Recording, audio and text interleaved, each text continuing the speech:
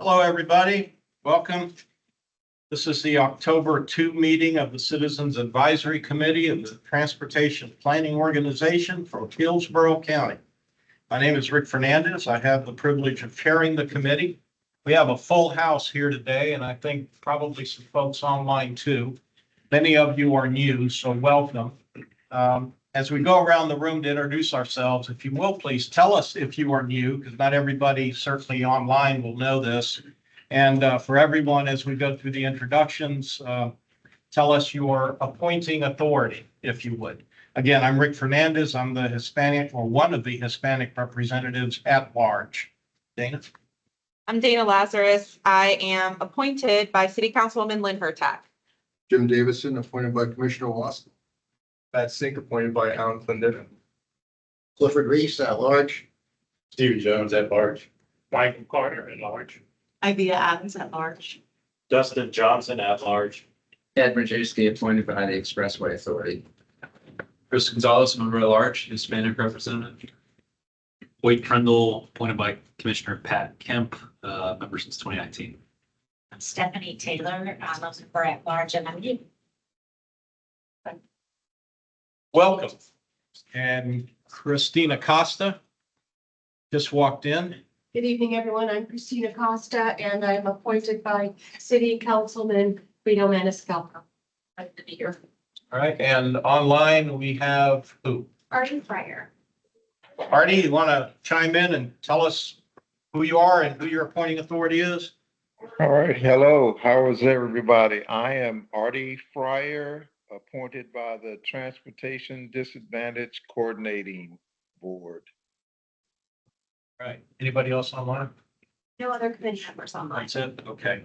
Gail, if you would please take the roll for purposes of establishing our in-house quorum. Yes, sir. And I'm going to forewarn, I am doing first year foster on a future guide dog, and she may bark. So I'm hoping not. But here we go. Rick Fernandez. Here. Stephen Hollenkamp. Dana Lazarus. Here. Jim Davison. Here. Carolyn Brown. Hoyt Prindle. Here. Joseph Citros excused. Christina Costa. Here. Matt Sink. Present. Aya Yassin is also excused. Bill Roberts. Let me know if he walks in, please. Don Skelton. Ed Majewski. Here. Artie Fryer. Present. Michael Carter. Present. Linda Eubanks.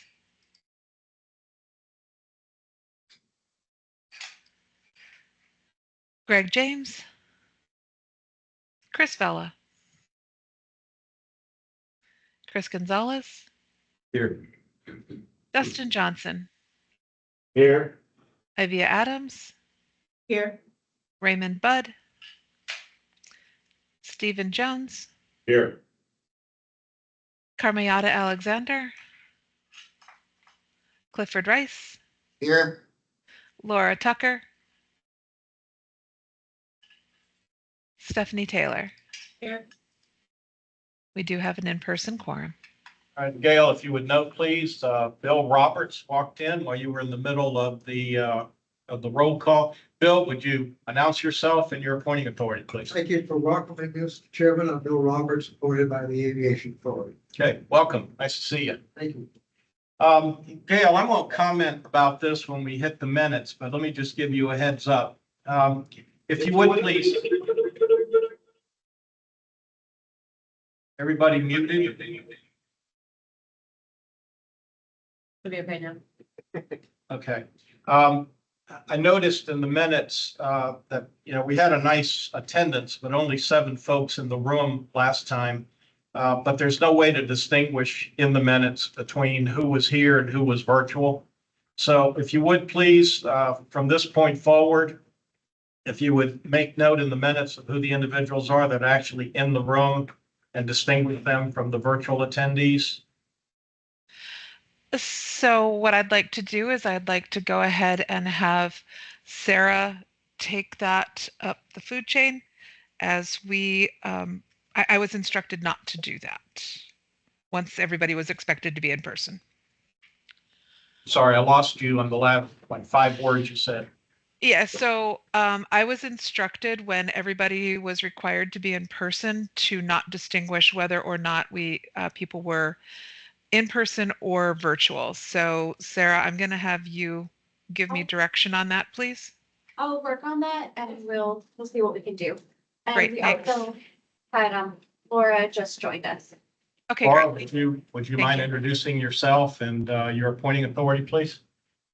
Laura Tucker, member at large.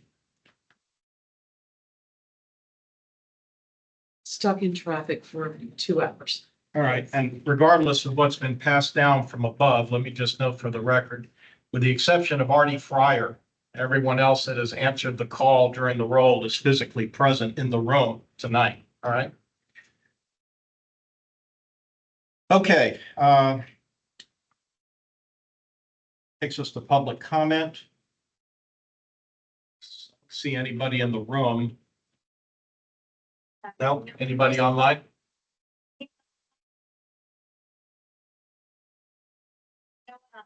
All right, and that takes me to the chair's report.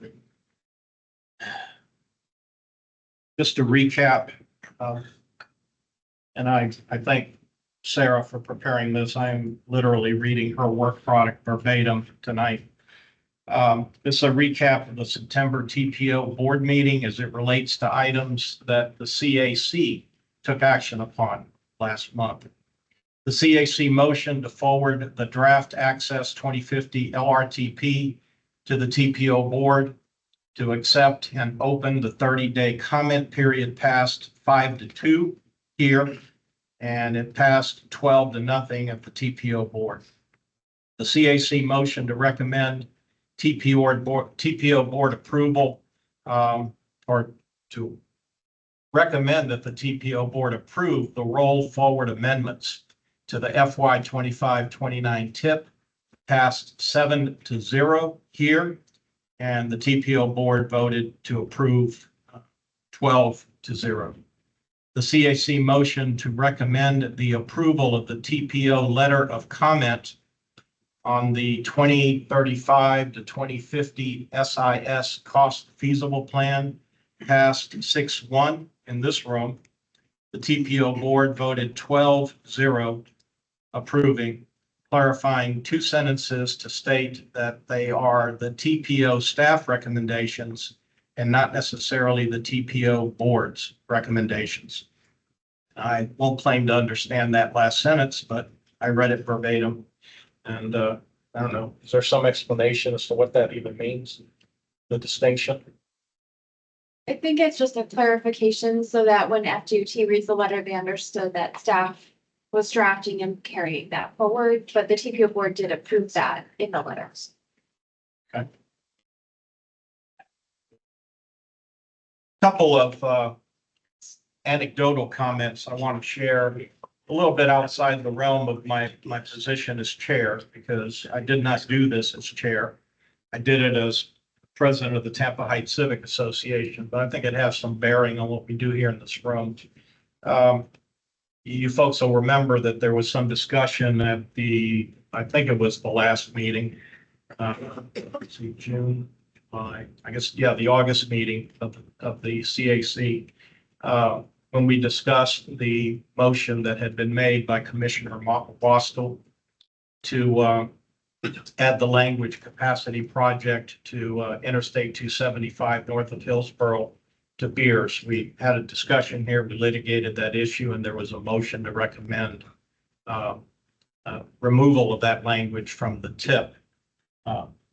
Following that and looking at how that vote had transpired, I really focused on the vote by the Planning Commission representative and by the school board representative, and wondered how it would be that a motion that was made during the TPO public hearing and was made as a surprise to everyone because we didn't know it was coming. There was no notice of it. How it is that representatives of the school board and the Planning Commission might be in a position to offer a vote on that without having sought some guidance from their appointing authorities. Silly me, I thought that that's what would be required and that that's what would likely happen in the normal course. What I came to find out was that that is not the case, that in fact, the Planning Commission has no policy on the issues related to the expansion of the interstate north of Hillsborough to Beers. There was no direction given before, during, or after that meeting to the chair of the Planning Commission as to how he might vote at that meeting or subsequently. And that essentially the vote that was cast by that gentleman was his own personal opinion, not the policy or position of the Planning Commission. The same is true of the school board, interestingly enough. School board member Rendon, who cast a vote supporting Commissioner Wastel's motion, did so without any input from the school board. And until I went to the school board meeting the next month and again this month, they didn't know what had happened. So it's just an interesting irony to me that that's the way things are working in the system. It troubled me. I wanted to share it with you. Again, it's outside the purview of my chairmanship here. I did not even identify myself as chair of the CAC when I appeared before the school board and the planning commission. But I wanted you to know that I had done it in the interest of full transparency. And if anybody has a problem with it, please let me know. Yes. Is the Tampa Chamber or the Tampa City Council, do they have to take a vote on every action that's done at the, because I know the Board of County Commissioners doesn't either. They don't. They don't. I just trying to get it all. No, the distinction I made in my mind is that we get to vote for those people. And they're there representing us. And school board, depending on who it is, maybe we do, maybe we don't. In this case, we didn't. So in any event, it was a systemic issue that I wanted to track down, and that's what I learned. It was news to me. So, okay. Chair, we do have Linda, who just joined us, who is a voting member. Linda, what? Linda Eubanks. I'm sorry, last name again? Eubanks, EUBANKS, like Bob Eubanks. At large? Yes, she's the heart representative. Oh, not at large. Hart, all right. Welcome. Thank you. We haven't had one of you in a while, so it's good to have Hart here. Welcome.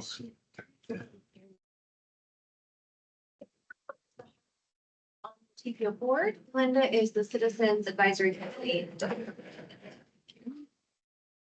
All right, that takes us to the minutes. We have a minutes document in your agenda package. This is the September 4, 2024 meeting, which will forever be known as the flood meeting, at least for me. Hopefully you folks have had a chance to review it. Do I have a motion to approve the minutes? So moved. Hoyt Prindle advances the initial motion. Is there a second? I see. Second from Ivia. Adams, and any discussion? No? Okay, let me make a couple of comments here. First of all, in the roll call and introductions section, I think Christina Costa's name is misspelled. Got an E at the end, or needs an E at the end. Christine, would you clarify that in fact your name is misspelled in the minutes? Yes, I do clarify that. Okay, good. And although I have been chastised that we're not supposed to know who was in the room and who wasn't, obviously not a directive that I particularly like, nor do I intend to follow. Let me just make the note that in the room at that meeting were myself, Stephen Hollenkamp, Jim Davidson, Joe Citro, Christina Costa, Ivia Adams, and Cliff Reese. That should be 7 individuals that were actually in the room and were good enough to make up the quorum for us, although they probably had to kayak here. So all of you, thank you for making that effort. All right, so we have a motion, we have a second. I have those comments to make with reference to the text of the document. Any other discussion or comments? No? All right, if I might, I'd take a vote by acclamation. All in favor of approving the minutes, please signify by aye. Aye. Any opposed? All right, please note that as unanimous approval. Gail?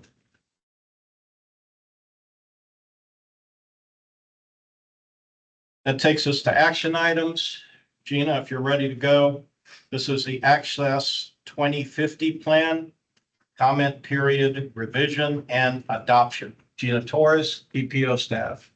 Good evening. Yes, I'm Gina Torres, I'm the Assistant Director at the TPO. I'm also an avid softball player and I miss the ball. Okay, so that is the black eye. And I always want to tell people because I haven't seen most of you before, but it's more mortifying that I actually missed the ball when the sun was directly in my eyes. Haven't missed the ball in 40 years. So, okay, good evening. And I really want to thank this committee. Just by the turnout, it's obvious that you guys hear about these transportation decisions that we make in our county. And really throughout the years, given us some really great feedback that we brought forward to the TPO board. So thank you for all of that help. This has been a couple years in the making. Today I'll highlight a little bit of just some background, but not a lot. I know I'll wait for some of the new members to quite understand everything that went into the development of this long range plan. But mostly I'd like to also highlight some of the comments we've received during this 30-day comment period and how that can influence or will influence the plan. Again, for the benefit of some of the newer folks, this process is following state and federal regulations. We used extensive data analysis and public comments. Survey respondents, 4,600 or so over, from people across the county that live and work here. And we feel like the draft plan, which was accepted at the TPO board meeting in September and open for public comment period, really reflects the input that we heard and the data and public input. We anticipate that the draft will be adopted at the October 16th TPO board meeting. It's you, Rick. Listen, we're the same age. You're gonna have to like. Just talk a little louder. Okay. I don't know, if we don't have a mic. What's the room We doing? do not. The microphones that you have in front of you are for online purposes. So when anyone is in the room, please bear in mind that others in the room don't hear you amplified. Okay. Fine. Sarah, can you hear me? I'll hear a I'm just little on the quiet side, Okay. but So along the way, a lot of individual pieces were brought together to develop this plan. So this is kind of just a graphic kind of showing some of those pieces that fed into the plan.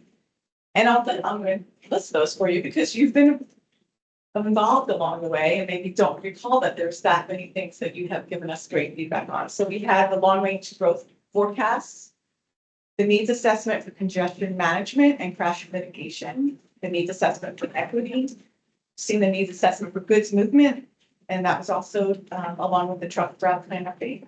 The needs assessment for real choices when not driving. We had a needs assessment for state of good repair and resilience. A needs assessment for major projects for economic growth. The revenue forecast technical came before you. The system performance report, community engagement and public opinion survey results, the environmental consultation report, and finally the cost of useful plan. And the reason I wanted to list all those is because all of those individual components played into the development of this plan and were reviewed by our committees. We received feedback and every single one of those were approved by the TPO board throughout the process. So they have approved those documents, and tonight is the aggregate of all of those. To establish needs in these different program categories, which might be new to some of you, but this is how we kind of categorize our different projects that are in the plan. So maybe you can, if you can see the screen, I'm not going to read them, but it might help you understand those different categories. But when we looked at the assessments of what was needed in our future in each of these program categories, we wanted to see what we could accomplish with the amount of funding that was currently being spent by our government agencies on those projects. So kind of like a trend of spending and what kind of performance or results could we get in each of those program areas. The second part of that needs assessment, or another part of it, was to then look at what if we had additional funding? What kind of performance could we get out of having an additional amount of funding? And when I say performance, for instance, smart cities is intersection projects, and the kind of performance we'd be looking at is, do they reduce delay? That's the performance measure. For state of good repair and resilience, that's, are our bridges being repaired and our pavement be done in a amount of time, or on the number of roads that we need. Vision Zero, are we reducing crashes? And real choices for not driving, can we expand the bus service in our trail network? Major projects is a very kind of a different category. We specifically list projects that are for road widenings, for premium transit, or for interchanges. So those are the performances that kind of performances that came out of these needs assessments. It's kind of more of an art than a science, honestly, when we have to kind of decide what level of performance the community desires. So we didn't suggest anything too unreasonable. We aren't thinking that we're going to actually remove delay completely from our roadways, like no more congestion, or that we're going to be able to eliminate all crashes, hopefully the fatal crashes. But we do think we can make positive inroads in each of these categories with a reasonable amount of funding that we're assuming, and with the performance measures that the projects that we think could move forward.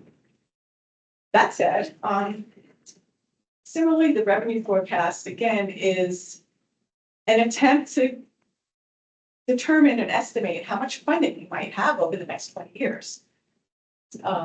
We want to be able to deliver some performance, some positive outcomes from that amount of funding we have. The citizens in the survey and our TPO board directed us to take a very conservative approach to that revenues that we think we'll have. In other words, we're not suggesting any new taxes. The only kind of additional funding would be the extension of some of the taxes we currently pay that are expiring. So this was, I know it's a lot of money, $18 billion over 20 years sounds like, and it is a lot of money, but it is a little bit more on the conservative side. But the number of projects that we identified in those needs assessments, which wasn't constrained by costs, were almost $50 billion. So had we had $50 billion, we'd see a lot better performance and improvements. So this is just kind of what we had to deal with when we're kind of coming up with this cost and reasonable long-range plan. So that's kind of just like really brief. Those of you who've been around to probably know all this stuff, but hopefully this at least sets the stage a little bit for those newer folks.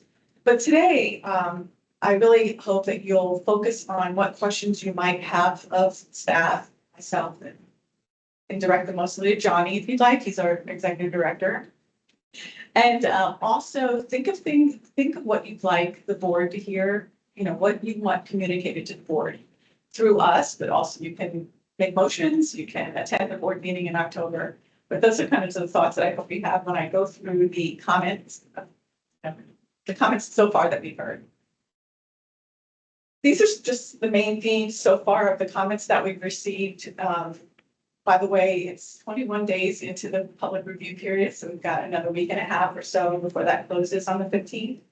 So each of these, I'm just going to highlight on the following slides some of the kind of responses to these more commonly heard comments, like desire for more transit. There was a physical constraints table that was needed, it wasn't in there. I'm going to show you in the slides. Some questions about the major projects and the opposition to the I-275 widening. So I have just a few. This is not my presentation. I don't think that's a computer. So we have heard time and again, forever that I've worked here for over 30 years, about the desire in our community for transit. It is something we've heard. It was number one in this last survey for this plan. We hear you.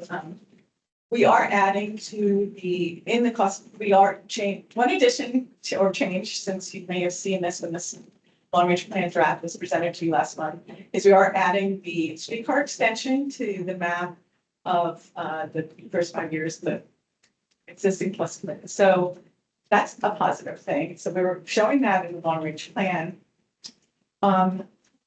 There could be a lot more lines on this map. And actually, the unfunded map has lots of transit lines on there, projects that we want to see in our community, regional or local, there's a lot of them. Besides that, a lot of these require local matches. I don't think that should be determining why they're not on the cost feasible map, but very solid estimates are needed to have those projects considered as cost feasible. And it's hard to do that when you're not exactly sure the corridor alignment or what mode or what the ridership projections are. So it's hard to defend adding them to the cost feasible. They are on the unfunded list. That's what I wanted. But here's like a positive follow-up from that. But the city was awarded a $1.75 million grant through the Regional Infrastructure Accelerator Grant. I didn't use an acronym for that because there's too many of those.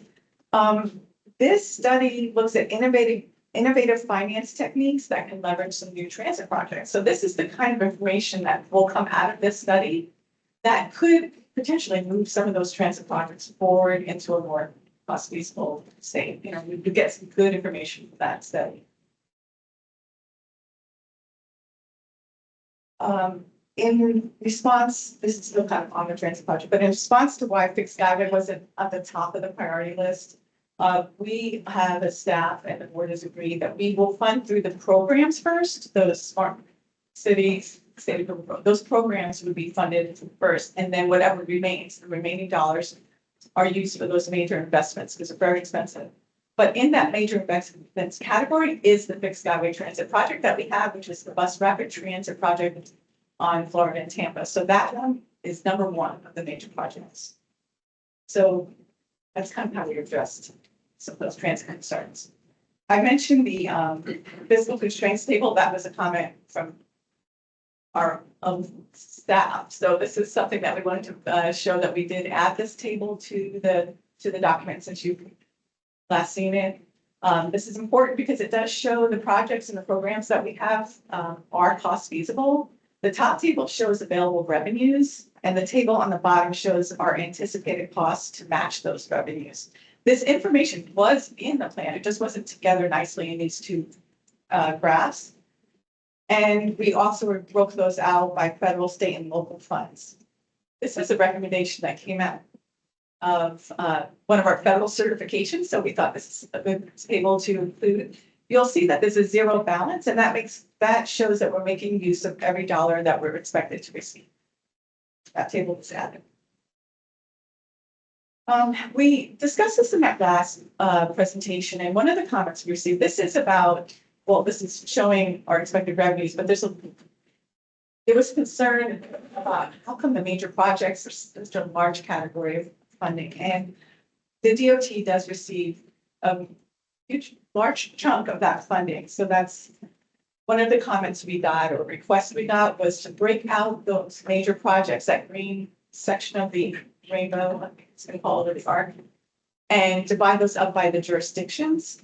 That is being worked on now, but what we did provide you is a request, I think, by this committee that we do show the lane miles of the major projects. And you can see that the DOT has over 90% of the lane miles of those major projects. The city of Tampa doesn't have widening projects. They're pretty built out, and that wasn't something that was part of their request. They have other projects they'd like to pursue. Let's see. Just in the opportunities for community, for the community to weigh in, that came up at the Little Roadways Committee, and committees are involved in this project on the project developments for the major projects all along. When we first kind of kicked off the major projects test memo, there was an opportunity. We were seeking projects that could be tested, and we tested projects from the 2045 existing long-range plan that hadn't moved forward. And then we got a lot of projects suggested by the local agencies and PAR, our TPO board, asked a project or two to test. So there's opportunities there for the community to weigh in. And these data points that come out of the model, like each of those projects, and if you remember taking the survey, but you kind of, there were 23 projects, you kind of made comments on those.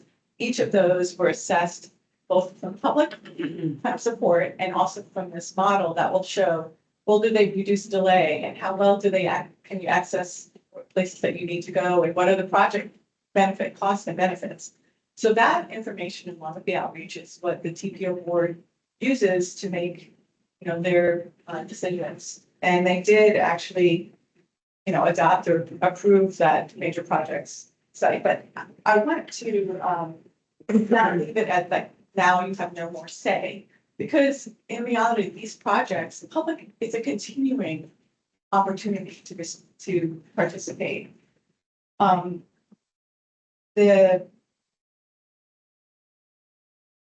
project, sorry, I'm just, the projects to even move forward are gonna be like vetted by the public, especially when it gets down to the point of being in the communities, the whole different meetings. So there's gonna be opportunities to weigh in. And I wanted you also to know that our staff holds post LRTP adoption meetings with our local governments to help them move those projects that are in the major projects. How can they move those forward? Because I think there's always seems like there's a little mismatch between what we do and then actually seeing something done, like projects implemented. And perhaps I could call this the elephant in the room, or the bear in the room, but let's address the I-275 widening. There's a lot of opposition to that we heard from different citizens, not just Rick. We've had lots of people that commented about that. The widening has been a long-standing project. It was in our 2040 and our 2045 LRTPs. It's been in several years of the Transportation Improvement Program, trying to get funding through the list of priority projects.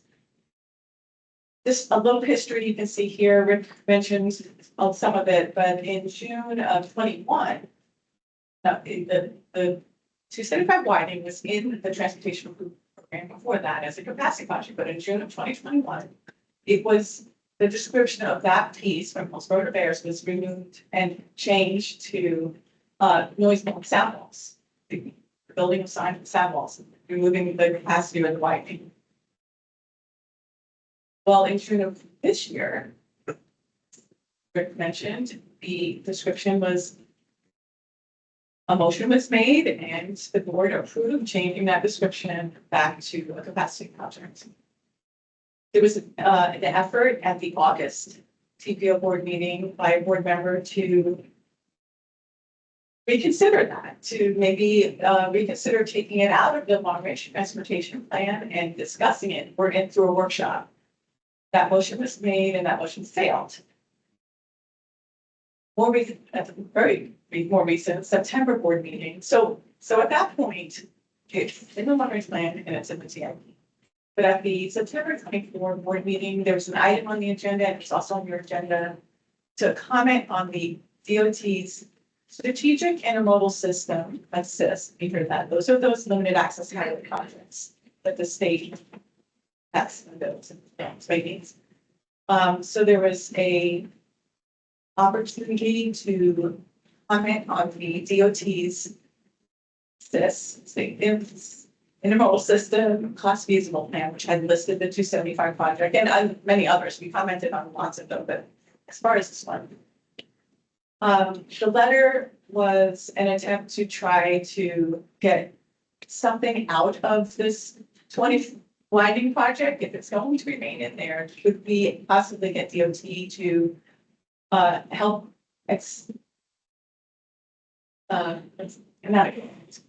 support some transit projects along with this project? Like maybe let's look again at a regional public transit. Maybe they could help fund some of the BRT projects at the Tampa, Florida. So that's kind of the state of where we are with the 275 project. Here's where you weigh in. That's the update that I here to supply to you about the comments. And I really would like to get feedback from you as a board, and share those. You can public comment period is open for the next week and a half. This can be done through as a committee here, but also individual comments are welcome. So I'm turning it over to you. Gina, I have a question. The recommended action on the agenda package item is, you're asking us to forward the final draft access plan to the TPO board for adoption. So I read that to mean that you're asking us to approve this plan and recommend approval to the board, yeah? Correct. All right, you're not just asking us for comments, you're asking us to approve it. Well, if your comments turn out to be motions that get attached to the potential investment that it gets forwarded to the board, that's fine too. But we definitely are asking for feedback. And we would like the board to know if there's support from this committee for the plan. Okay, well, we're open for questions and comments, so I'll begin taking them now. Dana?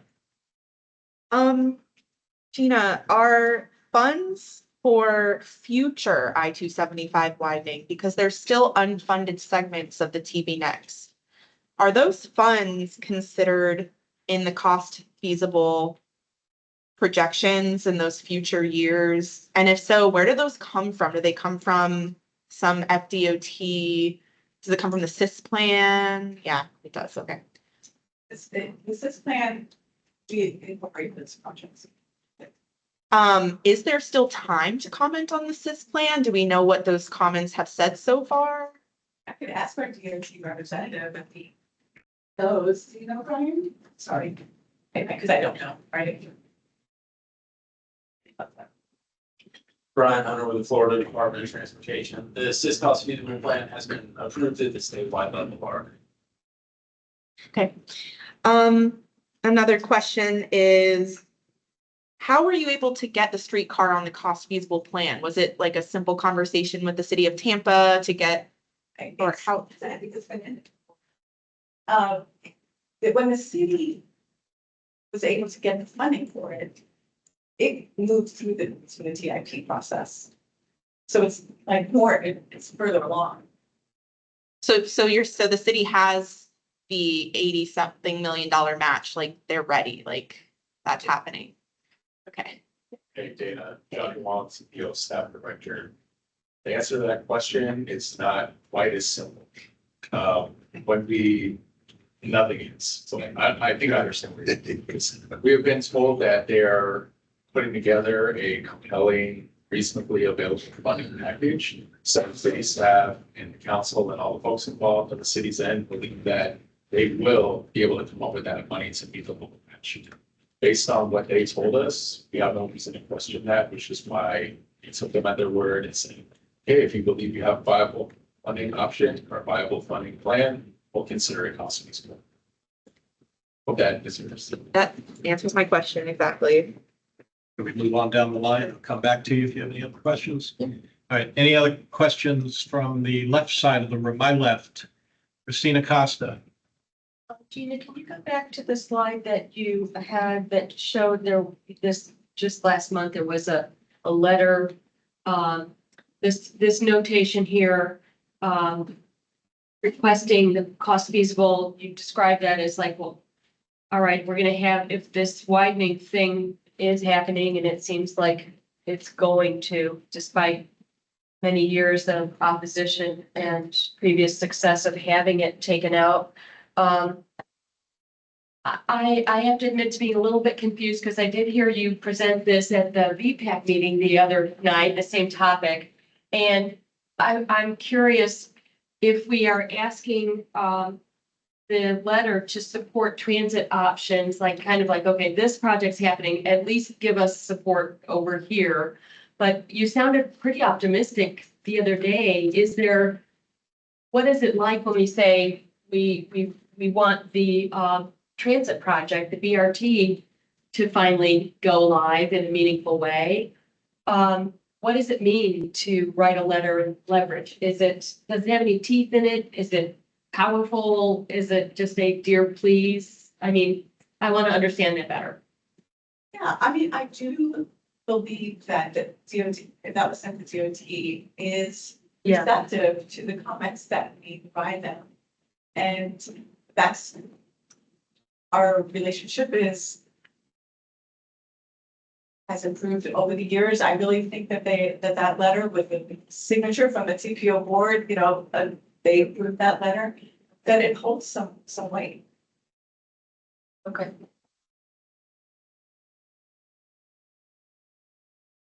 Cliff Reese? Yes. Question about the public comment section on the I-275 widening.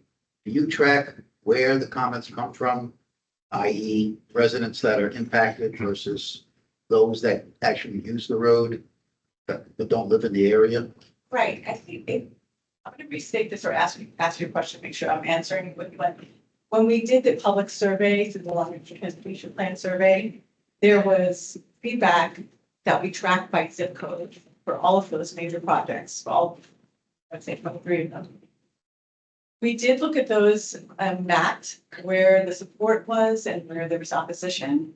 And this was for a lot of the projects were very telling because in this case, if I remember correctly, the zip codes that touched the 275 widening project were in opposition to it, but it received pretty overwhelming support from outside, like unincorporated county, basically, for that project. Is that kind of what you were, that's. Other questions over on the left leg over here? Buddy? No? Right side of the room, any questions, comments? Is there any way you can, Dustin? is there any way you can define as far as like percentages of the public comments, like what areas within the region receiving these according to the build out? The reason why I say this is I'm supportive of it, but I mean, this is a plan that's 25 years down the road, right? And, my frustration since I've lived here since 2010 is the fact that we've known the growth is going into South Hillsborough County. That's where I currently reside. Right? And from that point of view, we just don't see any progress out there. It's, to me, it's like slow wilderness. I should probably get water out of rocks before I see any transportation in the area I live in. One of the things that was sold on, and I know for a lot of people I work with, was that they were going to put in a ferry to ferry from Apollo Beach over to the base. And that has never come to fruition. I think that's been wiped completely off the board and not even talked about in discussions. I would just like to know when we put these out there, what is the response? What is that percentage at? How would that community involvement being projected at? Is it just signs on the side of the road that nobody's paying attention to as they drive by in that rush to get wherever they're going to? I mean, I get it. You know what? People have to be active if they want change in the community. But we also are a different nature. We don't have the mom and pop coffee shops where, grandma and grandpa go down and sit and chit chat for hours on end. We've got time constraints. Everybody's going every which way. So to me, it's like, what is the percentage of the public input in this truly there? Is it only 1% of the population within the county? Or is it drastically more than that? Yeah, no, good points. How I want to respond to the question in there, but I first want, because this presentation was very abridged, but we have maps showing the cost of feasible projects that are local roads and ones that are state, but not on the highway. So there's a lot in there that you probably are going to be happy to see. There's also projects in the transportation improvement program, which is more real, and also in the next 5 years that we can share with you to show you what the county, mostly county, state in your area, or county, state in your area that are moving forward. It's not probably feeling a lot of relief or satisfaction to hear that now, because there's going to be things under construction, but I really think that there has been a lot of focus in that area. There's something else I was going to add to this. Oh, the percentage of responses and that kind of thing, like we have all of that data from the outreach survey. We can, happy to show you some. Is it online here that I could access or? Sorry. If they're not available on the website, and I think that public engagement plan does have some of the data and the the responses tabulated in it. If it's not readily available, let us know if we can pull that for you. To answer your question, I'll just be very straightforward. Is it 10%? No. 5%? No. I wish it's less than 1%. About 0.5% of the county's total populations are serving less than 5,000 people. On the other hand, only 300 people are needed for statistical validity. So we actually did pretty well for a government agency recruiting those responses. Now, I'm not saying that to hype ourselves up, but what I think the question you're getting at is the plan responsive to the needs of the public? We try to be very much. We're not only relying on the survey responses to let us know where the problems are. That's the purpose of the technicals. We go out and try to apply a quantitative methodology to identify areas that have problems, and we take that information to the board. We try to gain projects outside of the LRT. So, we have to do this every 5 years. Those other 4.5 years, when we're working on other things, is to address needs like what you're talking about. And trust me, I feel for you, what South County is going through. After this LRT is adopted, we have to figure out what are our next steps, how do we implement it. That's when our relationship with the county comes into play. We're work with them to figure out how do we get the Pinecrest, Van Dyke, and some of those other problematic roads. Dustin, you good? I'm good. For now, anyway. I'll come back. Any other questions here on the right side of the room? I do have a question. Yes, Stephanie Taylor, one of our new members. I am, and I did read through all this before, and I am new, so I'm not sure if I missed information. I'm curious about the smart cities, like a real world application, for instance, say on Hillsborough Avenue between Armenia up to through Central to Interstate with the congestion of people traveling. It seems mostly east on Hillsborough Avenue and blocking the intersection. So then all the cross streets, Central, Florida, Highland, whatever, can't get through. They beep their horns, they're mad. How will smart cities, how's that gonna, what could it do? I guess I'm asking. And I've been the Vision Zero coordinator for many years, but I have to say, I think smart cities might be my favorite program area because you can get pretty good results from really low cost changes, like signal coordination. Signal coordination and you can also get Vision Zero benefits because you can also prescribe that people, if they get 35 miles an hour, would actually get through all of those lights. Right? So there's this kind of technology. I don't mean to keep asking John, but he was like the guru when it came to smart cities. So there's probably a lot more applications of some of the kinds of treatments that operational improvements that can happen low cost through the smart cities program. Do you want more specifics? Is there? Yeah, I am very curious, if you don't mind. Thank you so much. I'm not the group. I appreciate that. Some of the improvements that have been funded using the smart cities money that we set aside are turn lane additions. So what you're talking about is cars on cross streets trying to either take a right to get out of their strip, like their parking lot or their subdivision or whatever. We paid for a lot of turn lanes to be added to intersections.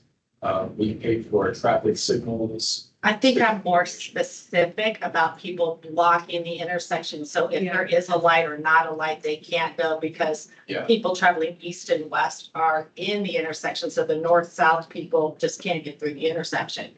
Directly responsive to that, no, I don't think that we have a project category that could address that. It seems like more of an enforcement or behavioral issue.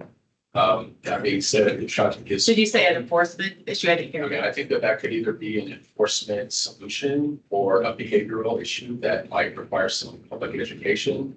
I don't know necessarily that there is a technological solution. I mean, like I do not block the box sign. Blocking the box. Yeah, totally talking about blocking the box.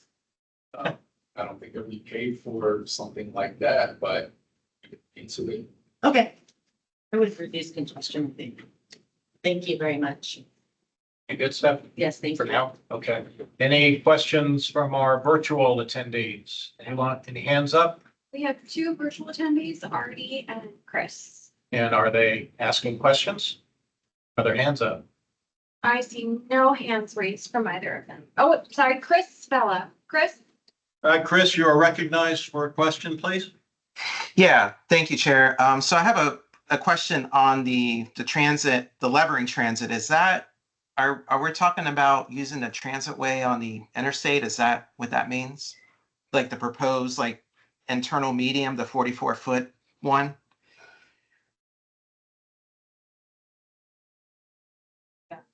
Hey, Chris, this is Gina.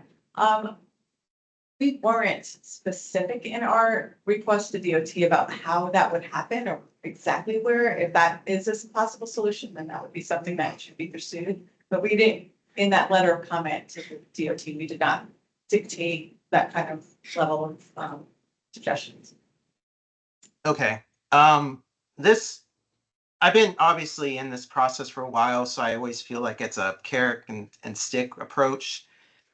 If you follow a wider road, you might get some transit later.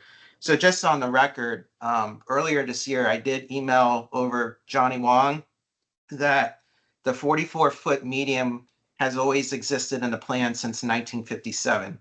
So it was never a selling point. It was just there since the beginning. That was planned by DOT.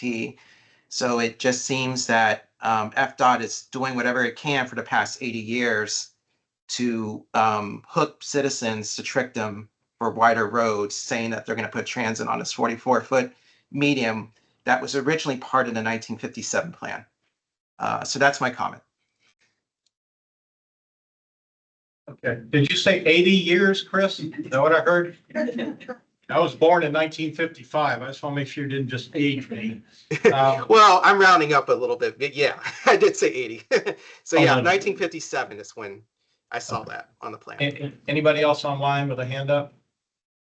I see no other hands online. Ed?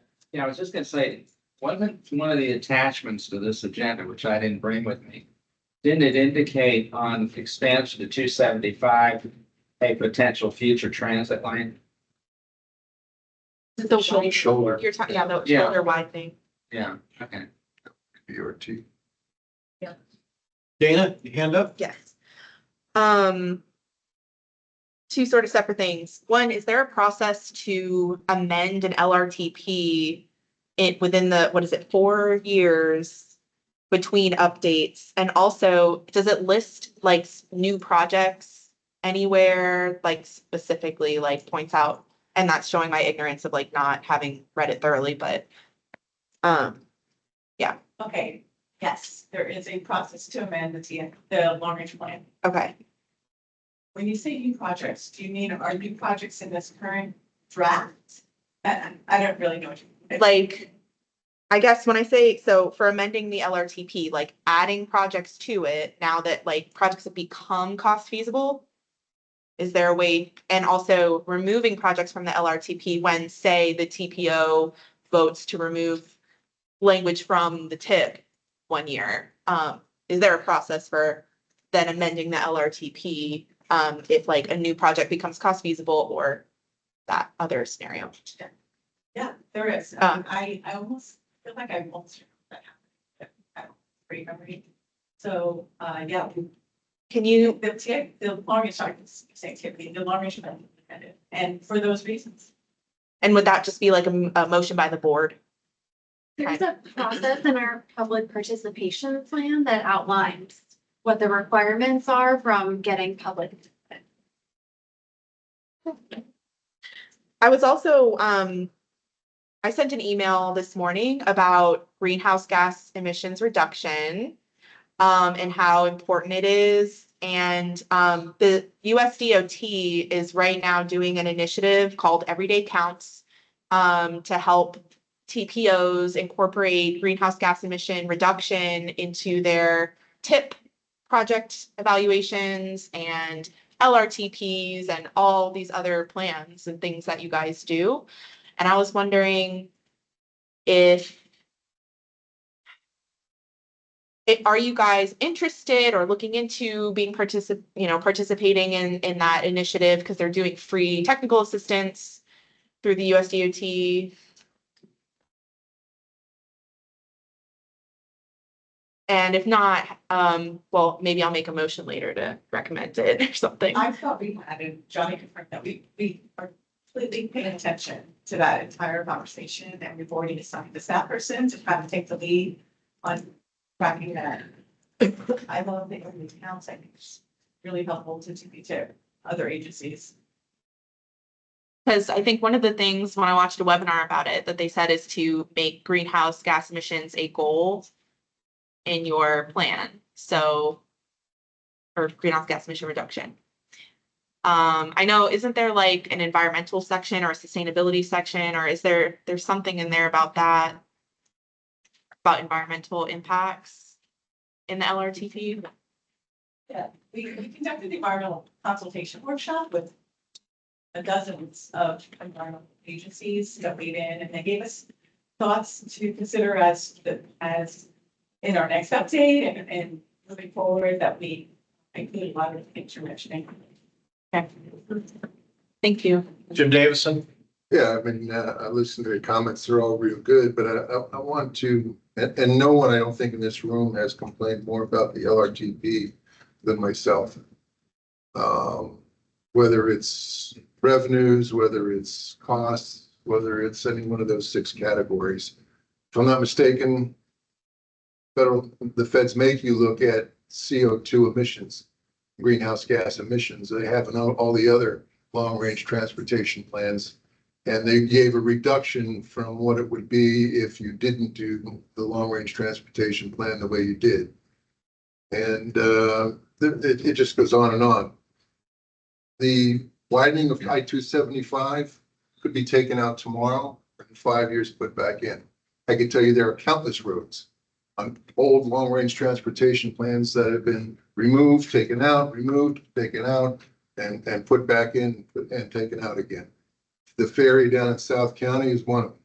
You haven't seen the last of that yet, I guarantee it. And so there's a lot of things. This isn't set in stone, this stuff. This is a dynamic document that is going to change over the next 25 years, just like all of us are. Jim, is there a question? Yeah, so I wanted to ask about the performances. And I talked to Johnny about this. I want everybody in this room to know what we are planning and what the performances are of this long-range transportation plan. The congestion in this county is not going to get better under any circumstances in South County, in North County, in the city of Tampa. Jim, I just want everybody to know that what you're comparing all of these things to, the CO2 reduction, the congestion in South County, it's from what it is today, or are you just comparing it to if we didn't do anything after 2030? Yeah, thanks for that question, Jim. Very nuanced, very technical. So I'll do my best to synthesize it, because I know not everybody's quite as in the weeds as Jim is, but we appreciate that. So when we approach the needs assessments, needs kind of a nebulous term. It's not food, air, water. We're not talking about needs by the Webster's definition. What we're really talking about is what's the desired level of performance that people would like to see in their community. And in our professional assessment, we have to make judgment calls on what this community desires. We based those evaluations on what we've been hearing from the community, the committees and the board over the past 5 years. We know just generally that they want crashes to be reduced. There's too many fatalities. We know that they want roads to be repaved on time, or at least more often than what they are. Bridges, same thing. They want more trails, more transit service, So we, in assessing what is needed, we didn't get super aggressive with it. We didn't say, let's shoot for the moon. We didn't estimate how much it would cost to get the fatality rate to 0. That didn't seem reasonable. We didn't estimate how much it would be, or how much it would cost to make the buses run every 5 minutes. That seems unreasonable. What we compared it to is the baseline spending. Like, what are we seeing in our community now, and what's reasonable to achieve with a little bit more money? We generated those estimates, and as a result, we gave that information to our board, and they said, Well, we're not ready to accept that a new sales tax would yield more revenue to take those on. We're not ready to accept that all of the taxes that we could enact are going to be available. We kind of, Gina mentioned, established a conservative outlook for the revenues that would be available. And as a result, our performance kind of shows that. It still amounts to roughly $47 billion in new investment. We've only got 19 to cover it, so there is a big deficit. A lot of that's attributable to the backlog that's been building over a number of years. I don't know if I answered your question. Yeah, and you know, bottom line is, what would happen if you just told the truth and said, our congestion's gonna get worse? Yeah. Our roads maintenance is gonna get worse, our transit's gonna get worse, and our resiliency is gonna get worse. How would that be taken by the FDO or by the US Department of Transportation?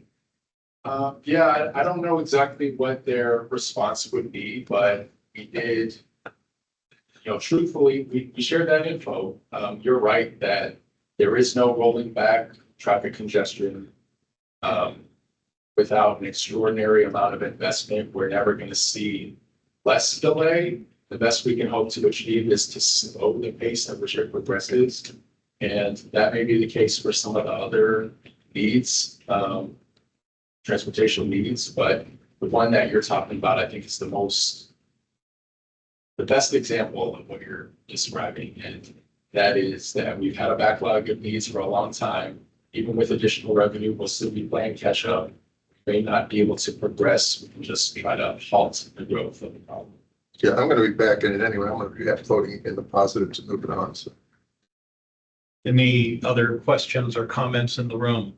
Christine? Just one super quick comment that, I was not aware when I started my role on this committee that, the ferry and water transportation is considered transit. So all this stuff that you hear in the feedback, why don't we have more transit? Gina's remark, 30+ years she's been working here and hearing we want more transit. That does include effectively using a ferry system. So I just wanted to make that clear for newcomers that ferry is transit. Dustin? Well, I just want to piggyback on what Mr. Davis said. But is there a question? Well, it is kind of, okay, the fact is that, so I have not been able to find this article, and it may have been because when the Tampa Bay Times bought the Tampa Bay Tribune, somehow it got eradicated. But I could swear that back in 2015, 2016, there was an article published that within 10 years, there'd be 1 million people living in South Hillsborough County. So we're sitting here at 10 years later. And so my question is, you know, you responded to what he was saying, it's just going to keep getting worse. But are there scientific measurements? Is there some gauge that you guys are using to kind of make this calculus? Because to me, it seems like if somebody published out there, knowing that within 10 years, we're going to have 1 million people at least living in this area of the county, well, there should be some sort of item to gauge, hey, here's how much we're going to have to do. Here's how much expansion we're going to have to make. Here's how much, and present that. To me, that makes logical sense.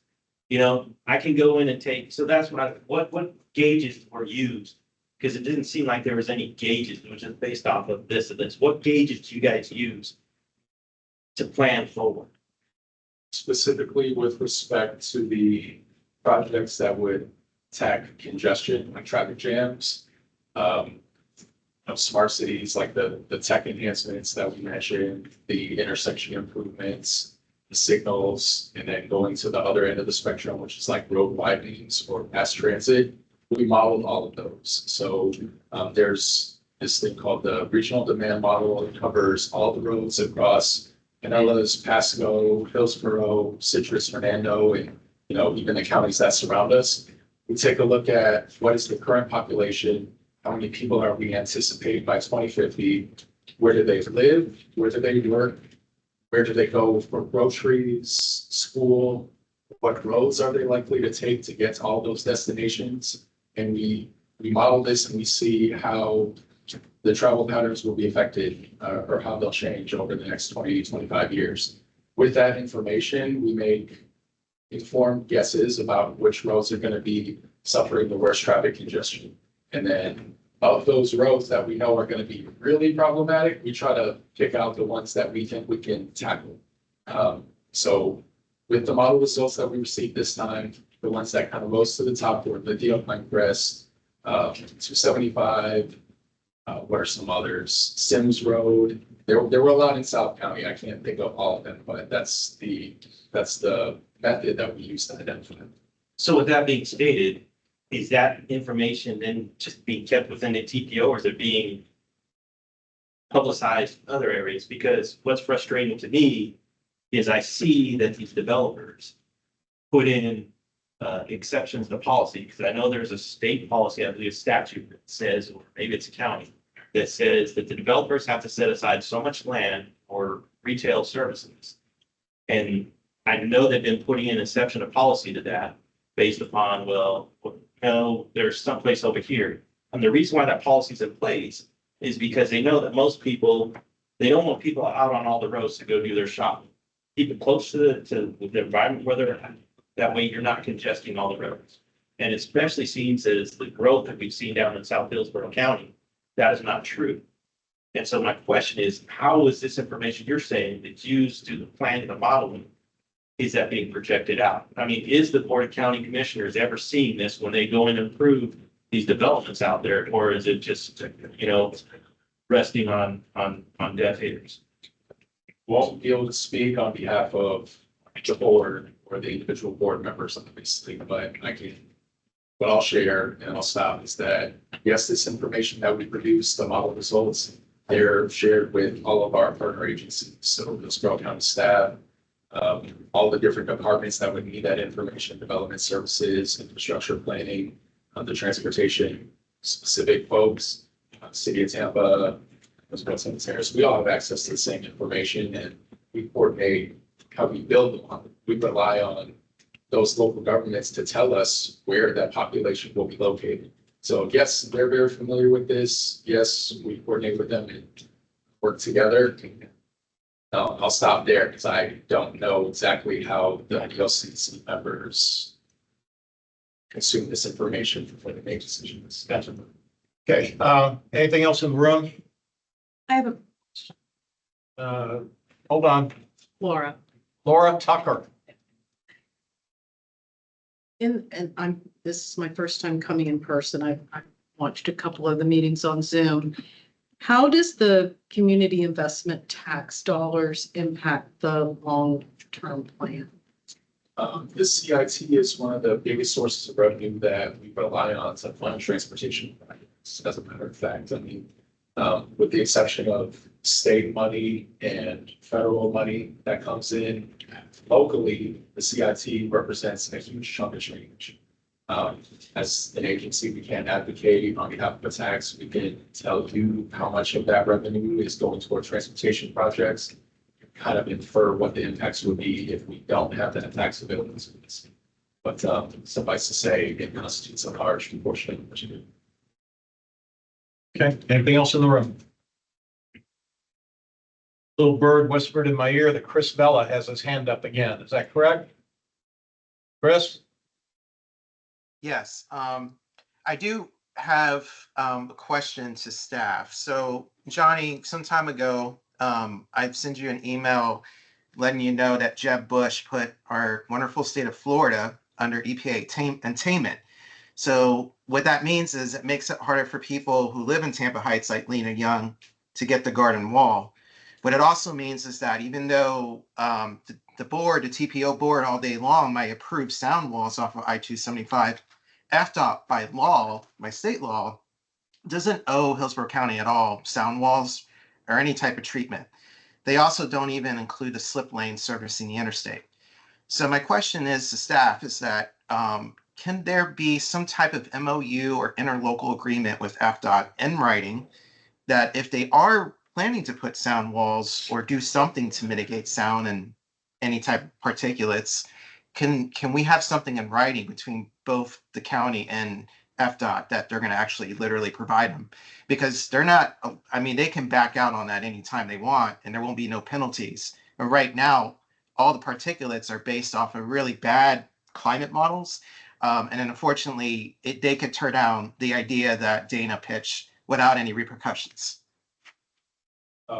Chris, I mean, I would have to run that decision through the board. I think what I'll say is the draft of the CIS cost feasible letter of comment that we produced attempted to hold DOT accountable specifically on that project. So as the project description changed from sound walls to capacity, we wanted to ensure that the sound wall installations and the safety improvements on the arterials below don't fall to the wayside. So we attempted to document through that letter. As far as whether or not, is required or some other type of legal commitment, I think that's a conversation for the board and DOT to have, and we can bring that up, but truth be told, I don't know whether that's necessary. We've seen some of the designs, and I believe that DOT will probably incorporate the sound walls because their intention is to make them consistent throughout the entire building. It's my understanding. Okay. One of my least favorite things to do as chair is to keep my eye on the clock on the wall, and I'm doing that now. Those of you that are new don't know this, but maybe you do. We've tried to get people out of these meetings by 8 o'clock. Have to be a 2-hour investment of time. I'd still like to stick to that, but I recognize that the LRTP is one of the more important things that we litigate here as a committee through the course of the year. So I don't want to stifle comment or questions, and I'm not going to do that. But please, if you have a question, have it be a question. Let's not have speeches, number one. And having said that, I'm not going to have a speech myself, but I think we can still get pretty close to the 8 o'clock time because we have our status report on the Tampa International Airport that's been deferred. That's about a 15-minute block of time that we can dedicate to LRTP, and we are. So in any event, if you have issues with transport or anything else, we may be a little later than 8 o'clock tonight. I hope not, but maybe. I have some questions, having said all that. And my focus is on the 275 corridor north of Hillsborough. And whomever, Gina, Johnny, FDOT, whoever's in the room that can answer the questions, that's fine. First off, I've been asking now for weeks for some commitment from the DOT as to whether or not their proposed plan for the capacity increase would involve expansion of the existing footprint of the interstate. And to be clear, right of way is how much the DOT currently owns, within which they can do, I guess, whatever the hell they want. Existing footprint is what currently exists in terms of infrastructure within that right of way. My question has been, will the existing footprint, will the existing infrastructure have to be widened in order to accomplish the capacity increases that they are advancing? Does somebody in this room have an actual answer to that question tonight? I think I can hear Brian under speed shuffling behind me, so I'll call. All right, we'll shuffle right on up here, Brian. Please identify yourself again for the record. Brian Hunter with the Florida Department of Transportation. So that I don't have an actual answer to that, and there's a couple of reasons for that. The first one is that footprint is not an engineering term. It's not something we use in transportation. For us, right of way is the land that we own, and that's where our transportation facilities are built, whether they're the roadway, the shoulder, the paved shoulder, unpaved shoulder. So you can't really define and say from the edge of pavement to edge of pavement is a footprint of a road. There's a ton of roads out there that do not have a paved shoulder, but they do have a shoulder on it. It's graded, it's maintained to allow for vehicles to go off the road, and whether they need to do that for a flat tire or something like that. So that is the reason that we can't really provide an answer to that question. But if you think about it in terms of what is the future configuration of that road going to look like? You're going to have a 12-foot outside shoulder on each side, a 12-foot inside shoulder to a minimum of 12 and 12 to accommodate transit. Hard shoulder running for transit. We don't know whether that's going to be on the inside or outside, so the department is going to build those shoulders to accommodate that. You have 3 lanes in each direction. Currently, we're going to have a 4th lane in each direction. So the existing pavement, I'm gonna assume, and I do not have a measurement of what that pavement is out there, is not wide enough to accommodate 4 12-foot lanes and 2 12-foot shoulders. What does that come out to be? 68 feet? I doubt we have 68 feet in each direction on that road. So if I can translate that into people speak, it sounds like the existing footprint of the road is going to have to be widened.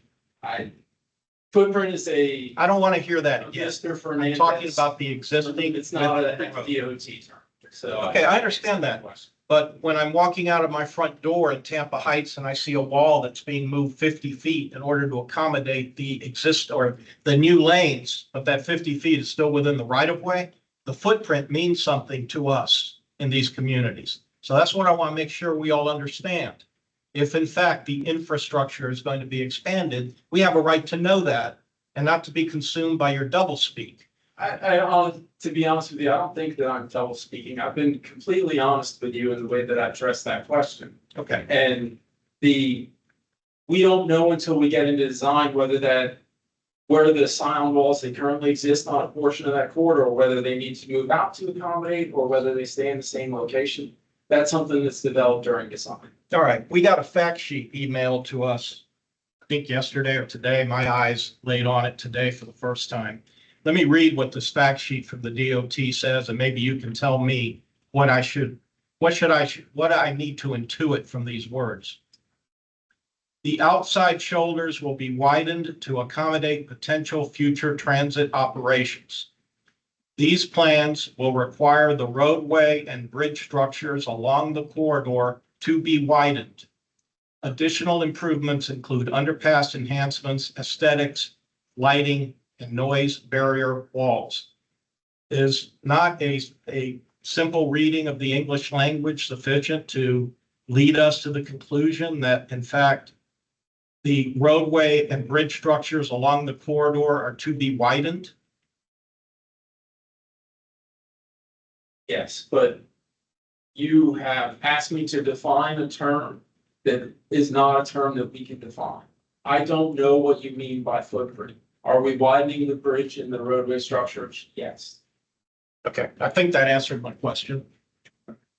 To Gina, Johnny, whomever, I reviewed the entire 118-page document that you all were good enough to send us as part of the agenda packet, looking for something in that 118 pages that references the I-275 section from Hillsborough to Beers. I finally found it on page 106. Now, I intend in a few moments to make a motion. I will be passing the gavel. I will make a motion to strike this line item from the tip, or not from the tip, but from the LRTP. But before I do that, I want to make sure that I've identified the right line item and there isn't some other line item hidden away in here that I missed. All right, so I'm looking at page 106 of the PDF document that was sent to us. And there is no number associated with it in terms of financial project number, but the fact sheet that I just referenced a moment ago with Mr. Hunter identifies this as section 7 FPID 431821. That's, if I understand right, that's financial plan ID. Is that what FPID stands for? Financial program? The acronym? FPID is federal project ID. Federal project ID, okay. Section 7 FPID, Federal Project ID 431821. And it appears at page 106, the next to the last line item, which simply says limits north of Hillsborough Avenue to south of Beers Avenue. Is that in fact the one item in the entire LRTP that addresses this project? Just explain how we got here, and you're exactly right. It's the table that has the classification of projects. By the way, Yes. I definitely know what project you're talking about. The page numbers will be shifting as we're adding those new tables and different, like, that table and some other things will move around. So it might not always be page 106, but I know which project you're talking about because you and I already talked about this. And it is the only one that says I-275 north of Hillsborough Avenue, south of the 90 people. Okay, and for the benefit of those in the room who are new, and even for them, some of us who have been around a while, could I get you or Johnny, please, to work across this document, across each column to explain what exactly it is that we're being told about the project in each column?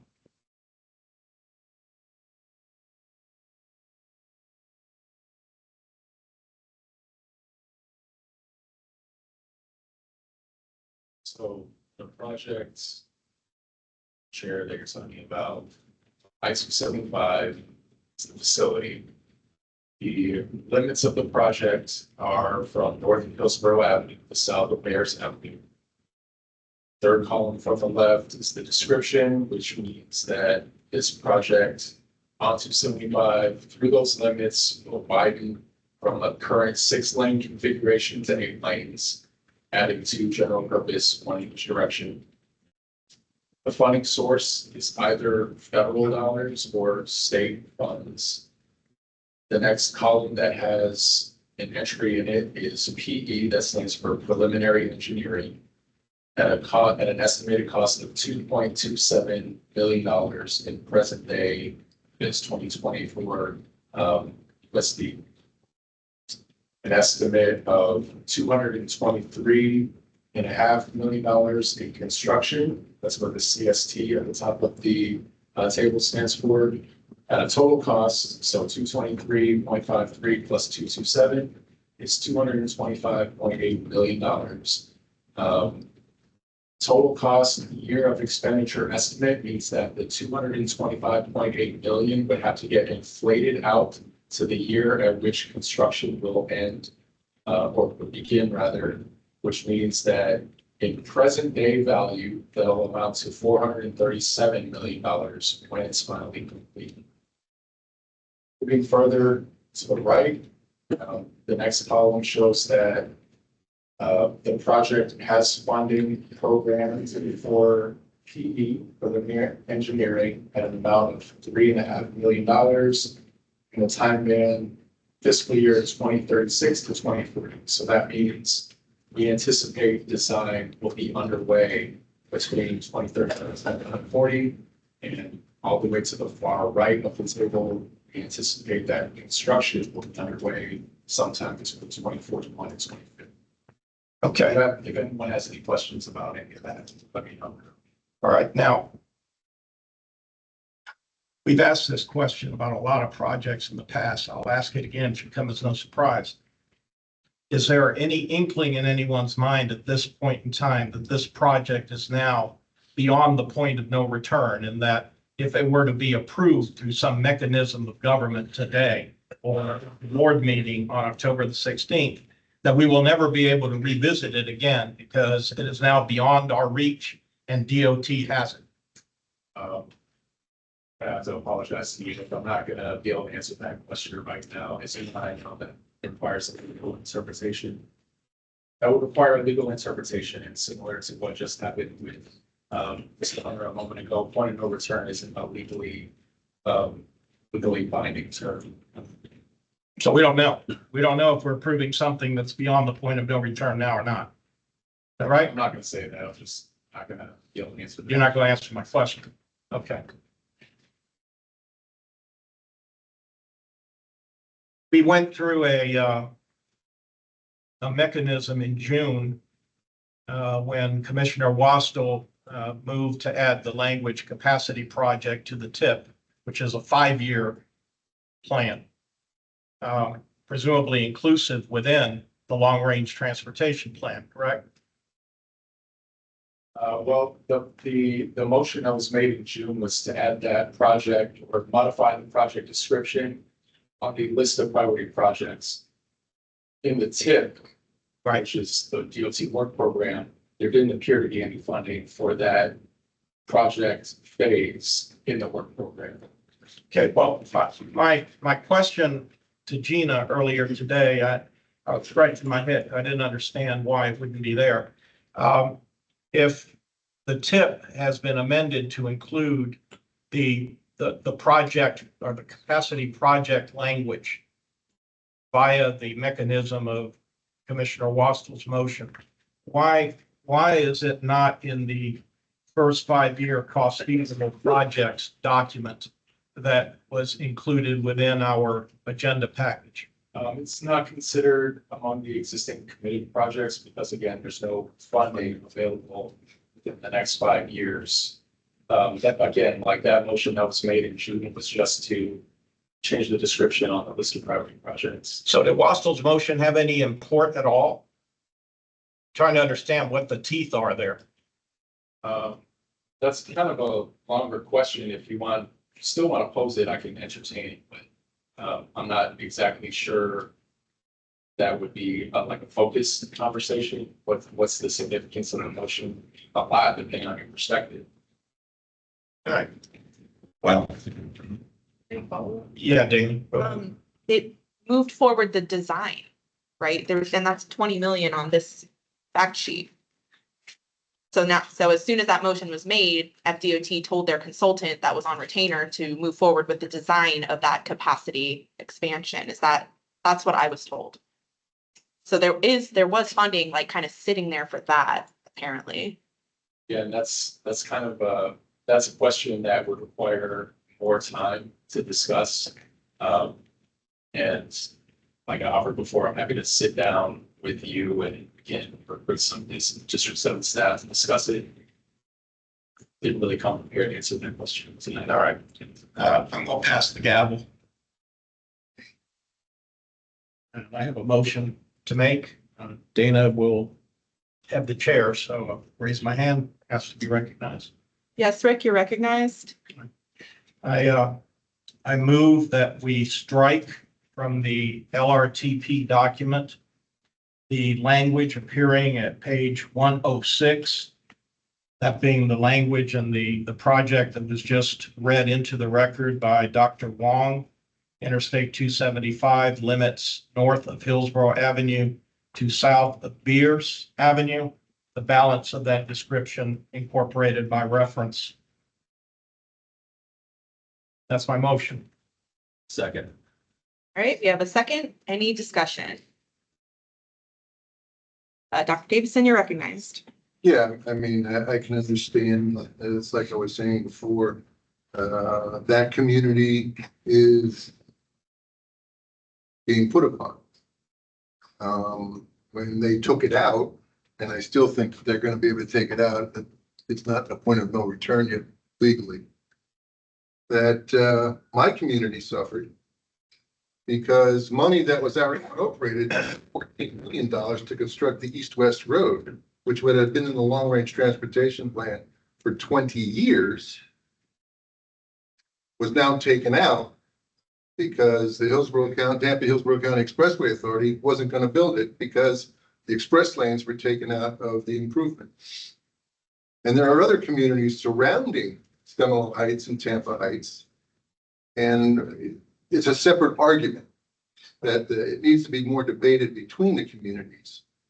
And I don't think that it's beyond the point of no return, at least my experience with long-range transportation plans over the last 30 years. And with the circumstances that we just currently experience with Helene and the flooding,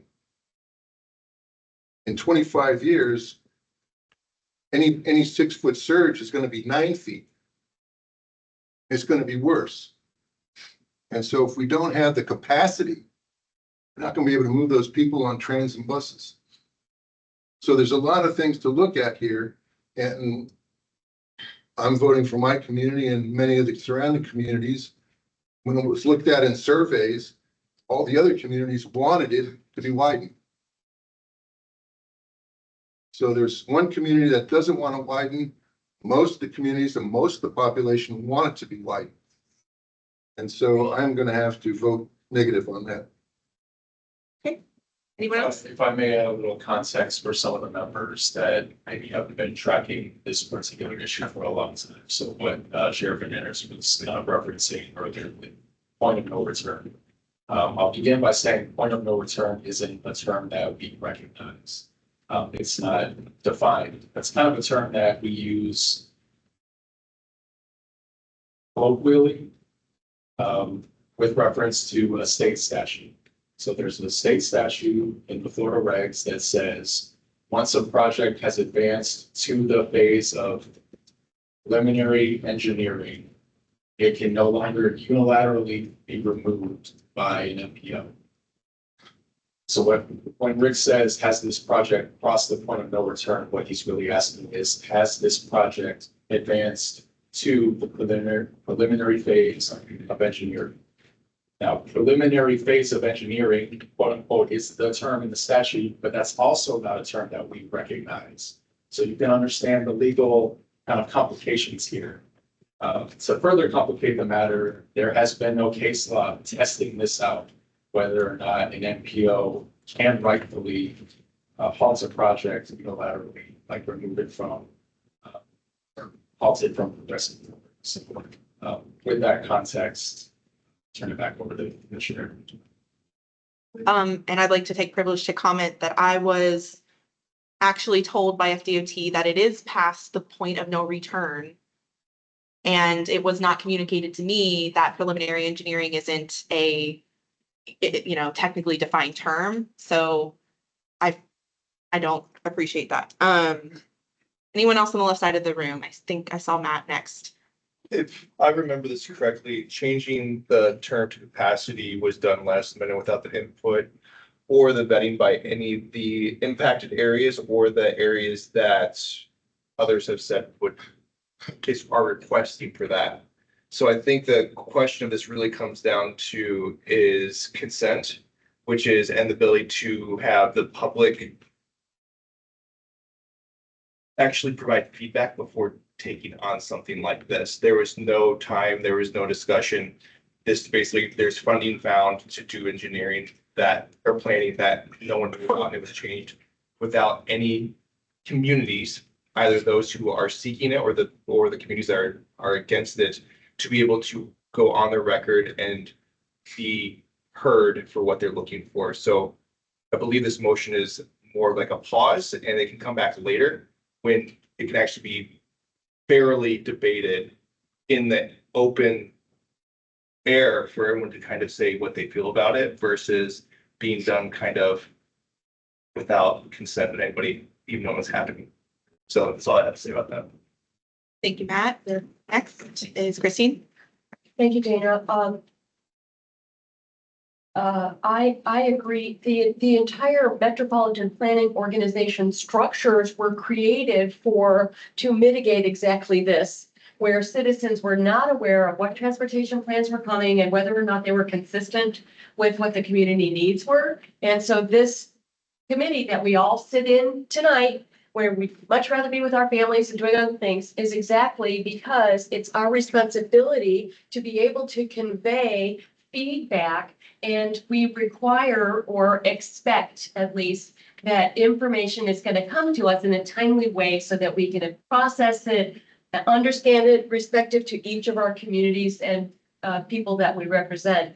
I'm going to vote in favor of the motion because I've been seeing throughout the nation and throughout the world that it's proven time and time and time again that widening highways does not relieve congestion except for the first 6 months, maybe 12. So we have all this money and all these years of disruption for very, very little benefit in the end. It's just not a solution that works. And so I will be supporting the motion. Thank you.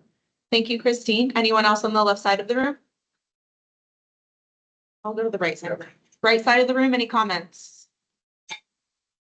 Wait. Thank you. I'm kind of tired of arguing about this issue. And I don't mean that as disrespect to anybody in this room, but this issue was solved years ago. It was out of the LRTP. And why are we back arguing about it? Because the person that appointed Jim, that's no disrespect to Dr. Davidson, but that person is running amok on county commission and decided to throw this community back into chaos again by putting this garbage project back online. I am also tired of hearing, and again, Jim, this is related to your comment, but not a criticism of you. FDOT, in my observation of 5 years on this committee, basically does what they, if a politician leans on them to do something, they do something, or if the political pressure gets to be a certain way, well, then maybe they do something. But we spend a lot of time arguing about, well, you know, we can't do this project because we, you know, if the money doesn't go here, it can't go here. And I am tired of hearing that. You know, if the Expressway Authority, which is a tolling authority, which can issue bonds, wants to do some project, they can do it. The idea that they have to have some express lane funding from 275 to me is utterly ridiculous. We have so many big issues and challenges that this community has to deal with that this one needs to go back into the trash bin where it belongs. As Christine pointed out, there's not a study that shows that freeway widening within the urban core does anything to really solve traffic issues. And I think what's disappointing is while other cities and communities are doing things to limit the impact of the urban freeways, I was just in Dallas last week where they've capped a sizable portion of an urban freeway and put a park on top of it to connect uptown Dallas with downtown Dallas. You could go to the Big Dig in Boston. You could go to the Alaskan Way Viaduct getting tore down in Seattle. All of these projects, right, are to reduce the impact of freeways in the urban core because of what they do to communities and also what they do to tax revenue. It takes tax revenue off the books. It makes it less livable, hurts our schools and other things. So I'll wrap up my filibuster to say this. I second the motion. I'm going to vote for the motion. I would encourage everyone in this room to do so. We really need to put this issue to bed and get back to dealing with solving the problems of the future, not putting the trash back in from the past. Thank you. Thank you. Next comment, anyone else? Okay, looks like anybody online have a comment? I see no comments online. No comments online. So, okay, Stephanie. You said everything I was thinking, but I am new here and I'm playing catch up. And Dr. Davis said I was kind of not concerned. It got my attention when you said, okay, it does impact Seminole Heights where I live, and it's believe me, Tampa Heights, it does impact us. Yes. And everybody else might want it, but I always wonder in my head, like, well, instead of widening, what would happen if it was coming through your neighborhood? Could there be another interstate somewhere else in some other neighborhood? So it's adding more routes of travel, but not impacting that same neighborhood again and again and again. But I also completely understand it was finished a while ago and it should be done. So I just wanted you to know how I felt. I just wanted to address the comment by Christine and Hoyt, and we could argue this point all day, but what you said about there's never been a road built that handled the congestion. The reason for that is if you build it in a growing city, it's going to fill up. It's that simple. There is no method that if you do not keep up with capacity, whether it's transit and roads, that you're going to solve the capacity problem. I happen to live in areas where they built all these roads. The population moved to Florida. There are no traffic congestions on those roads. So those roads built, they have no problems at all. Induced demand does not mean filling up a lane of traffic. That is not induced demand. Induced demand is when you steal traffic or travel from one modal to another modal. That is induced demand. Otherwise, every highway ever built would have induced demand. It's not. When those lanes fill up, it's because we're adding 600,000 people to this county. That's why it fills up. Not because it's stealing traffic from buses or anything. And that's what has to be done. The hurricanes are going to get worse. This is a hurricane evacuation room. Everybody knows what we've seen today. In 25 years, it's going to be worse, much worse. I sympathize with the people. You talk about taxes. The real estate values in Tampa Heights have gone up, way up. It's been gentrified. Seminole Heights is being gentrified. So all of those arguments, you're being affected and you don't want it. I wish I could do away with all the highways and everybody go back to horse and buggy. But it's not going to happen. We have to be practical. And if You want me to pay for your train? Then you have to meet me halfway and build my roads. That's what I'm saying. We have to have a cooperation. Thank you, Jim. Anyone want to say yes? I just have a question about. Ivia? With the 20 million, if there's a motion to strike it and then it goes back, does that then stop the design and money going toward that? Not sure the 20 million. So the 20 million for the beginning, let me go back. Oh, the Yeah, 2.27. no. The design estimate design on the fact sheet is 20 million 20 and they're million. doing design right now. And that's my question. So if they start doing the design and then it gets kicked back, does that immediately stop it if we vote something different and they go back, or is money going? And already, and that money's gone, they have to complete the design because they contracted to do that already?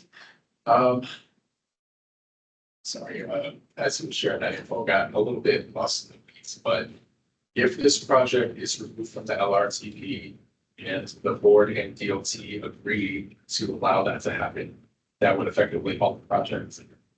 What I was saying earlier about colloquially, what we're referring to as the point of no return, that would test that state law. That would, if DOT doesn't agree to that, it would require the TPO to kind of like test that in a legal capacity, whether or not we are able to unilaterally halt this project. Any other comments or discussion? Online comment, Chris, his hand is. Chris Vela. You can speak. All right, thank you, Madam Chair. So I just wanted to, one of my biggest issues I have with the 2050 plan and the LRTP is that on the TPO's website, it does make reference as needs of assessment for equity as a bucket, kind of like smart cities, kind of like state of good repair and resilience. But what's troubling is like, we don't really see that assessment for equity at all, like that deals with practically all FDOT projects, which pretty much is 90% of the 2050 survey. I mean, I took it. So I guess my question is like, has there ever been a assessment for equity for I-275 since that got recently, I guess, adopted as part of the evaluation? And then I just have another comment because I kept on hearing this rhetoric from the Tea Party. Jim Davison, the problem is SIS is on bridges. And if you recall, practically every major hurricane that we had, it basically flooded those bridges. So we're talking about SIS, which is related to the I-275. And the other thing, Jim, is that most of the hurricanes have been well over 400 miles of radius, which means that it covers the entire state of Florida. So you could have as widened roads as you want, as many of them, but you're never going to be able to get people out. It's because a lot of the roads that are servicing the SIS are low-lying roads, and we're on the coast. If you choose rail, most of the CSX lines are actually on an elevated mound and are more inland. So it's just something that I just kind of wanted to educate you on. Thanks. Okay, thanks, Chris. Any other comments in the room? Okay, I have to rebut that, you're not gonna evacuate people by CSX route. Sorry, that's all it's gonna say. Okay, thank you. I want to, Christine? if I may, even the Hillsborough County emergency evacuation protocols now encourage people to go only to the highest level they can get to within 5 or 10 miles. They're not saying leave the state and go to Georgia. They're saying 5 or 10 miles. So the notion that this expansion is going to help evacuate when a hurricane is threatening us is really, I don't think there's much credence to that.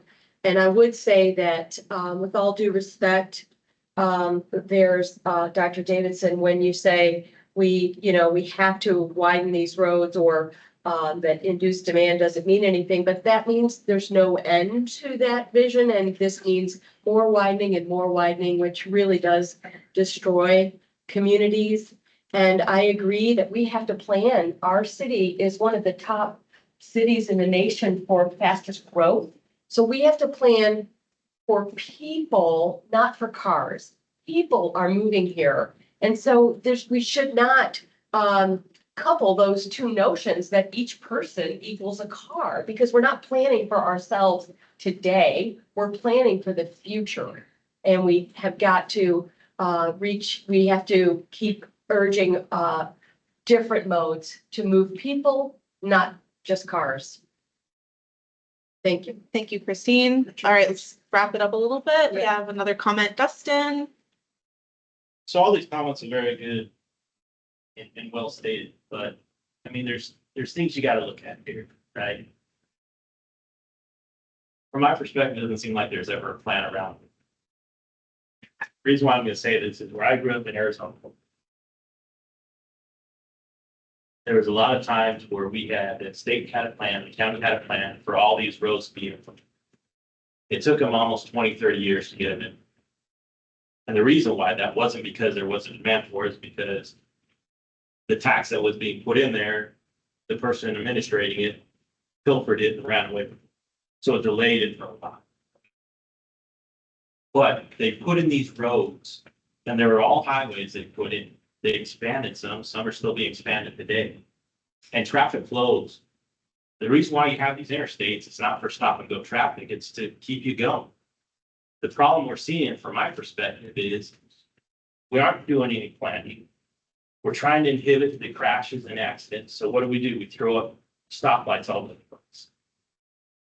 301 in South Hillsborough County is now starting to become Dale Mabry Boulevard. And if anybody's driven up and down Dale Mabry Boulevard, it's one of the worst roads to drive on, because why?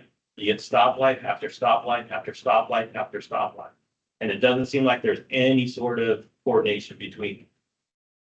So if we're trying to get people out of places, and yes, you are correct. In today's day and age, people don't have to go far. They just have to get out of the evacuation zone, which isn't really that far.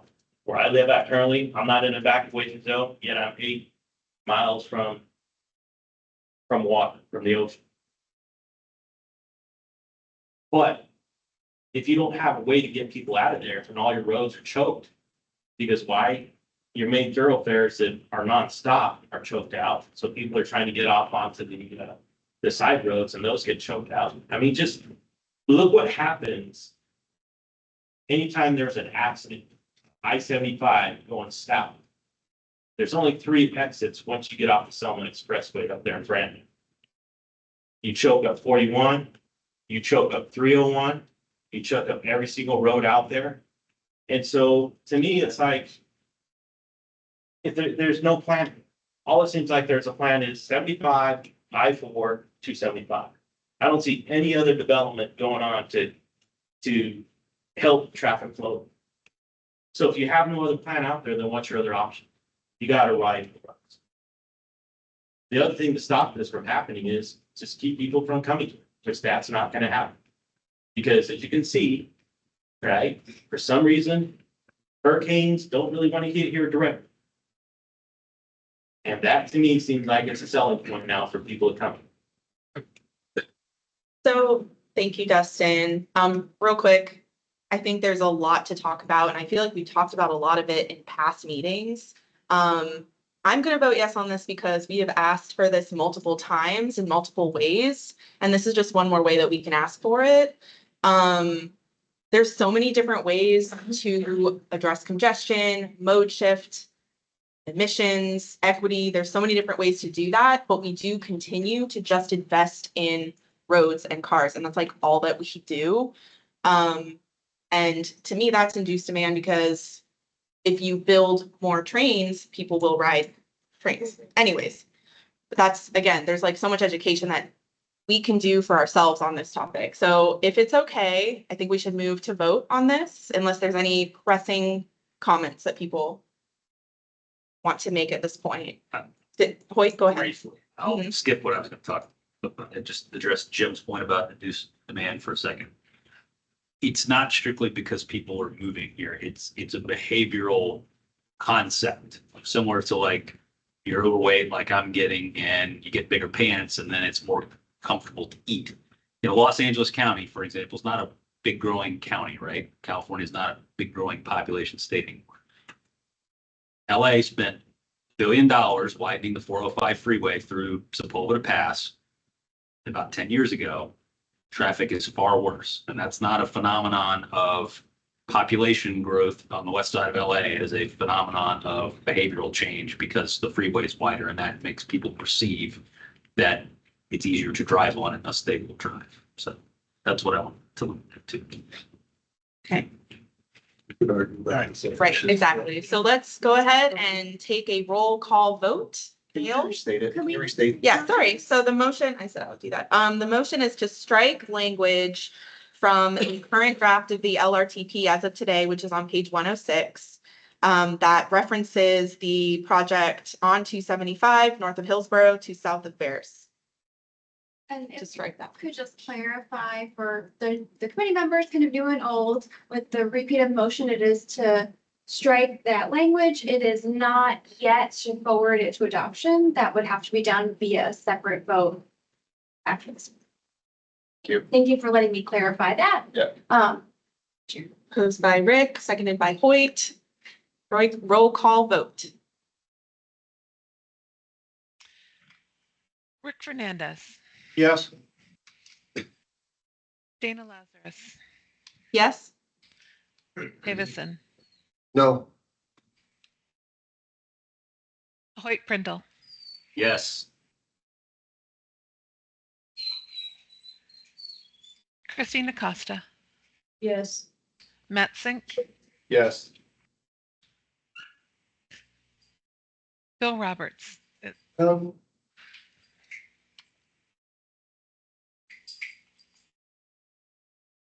Ed Mrzewski, No.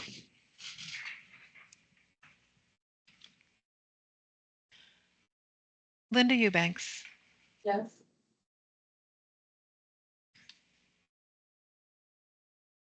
Michael Carter, No.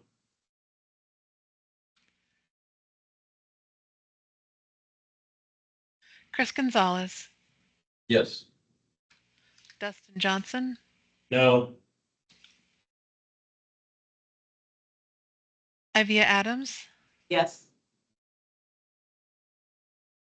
Stephen Jones, Yes. Clifford Rice, No.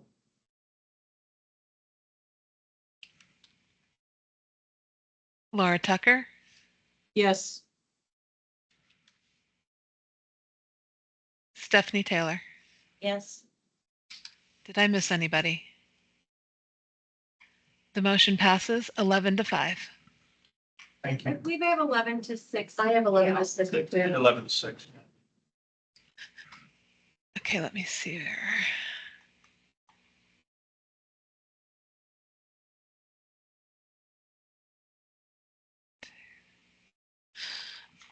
The, the no votes I have are Jim Davison, Bill Roberts, Ed Mrzewski, Michael Carter, Dustin Johnson, Clifford Rice, 11-6.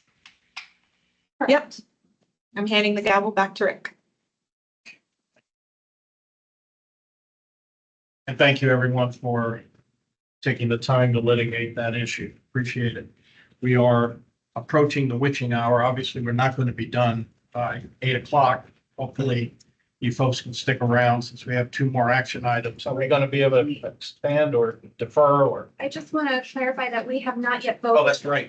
The draft. Gotta wrap to that the up. board for adoption. You're right. Okay, we have a request by staff, recommended action to forward the final draft Access 2050 plan to the TPO board for adoption. At this point, it would be for adoption as amended. So move is amended. Seconded. Right, the motion was made by Bill Roberts and seconded by Dana Lazarus. Is there any discussion on the motion?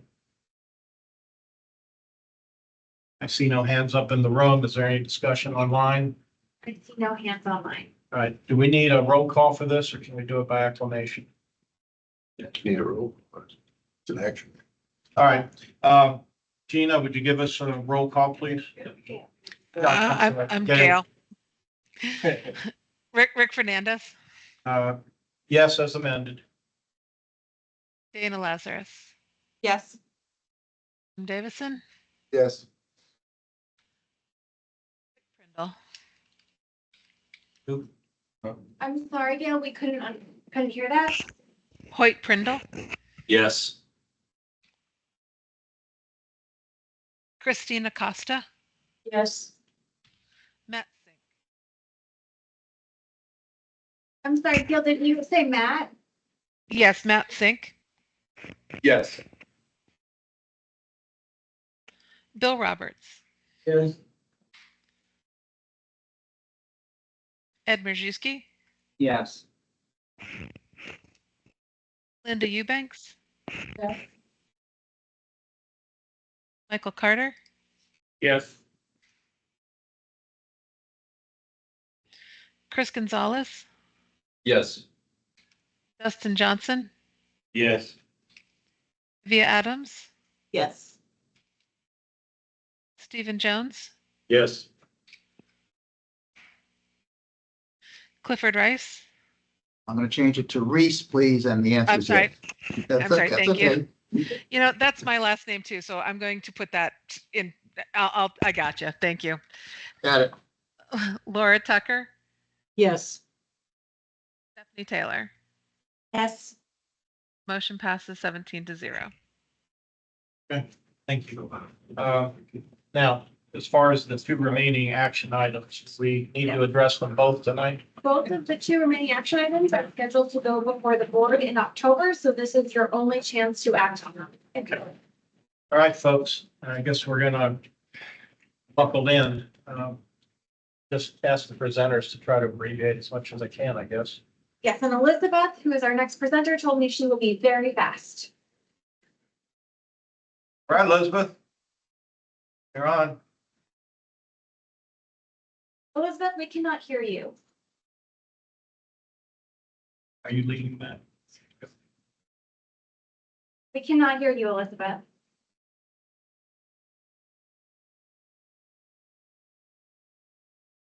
It's maybe shorter than 5. We cannot hear you, Elizabeth.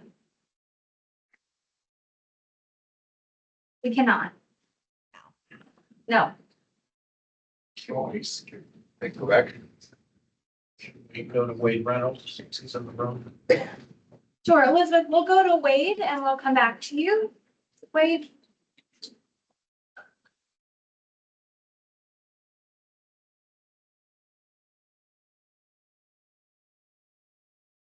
Good evening, CAC members, Wade Reynolds, DPS staff. I'm here to try and put this.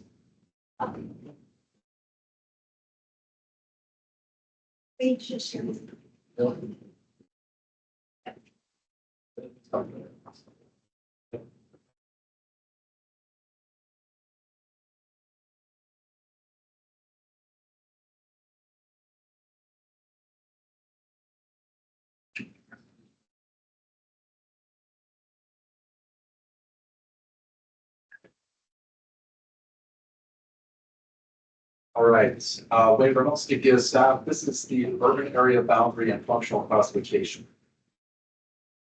So this was last approved based on the 2010 census. The picture here is of the 2010 urban area boundary encompassing, well, what you can see is the Pinellas and Hillsborough side of it, but it also does include Pasco County. We are a combined urban area boundary. This is the full extent of it, including those areas in Pasco County as of right now, but based on 2010 census. Just a note here, the change in the land area from then to now in the urbanized area boundary is an increase of 1%. The change in population is an increase of 4%. 14. 14, excuse me. 14. 14% within the overall population. This is a comparison of the 2020 urban area boundary versus the 2010.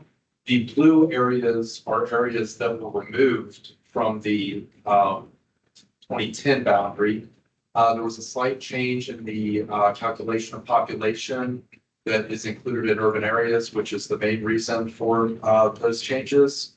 The light reddish, light orange color, if you will, are additions to that boundary for 2020.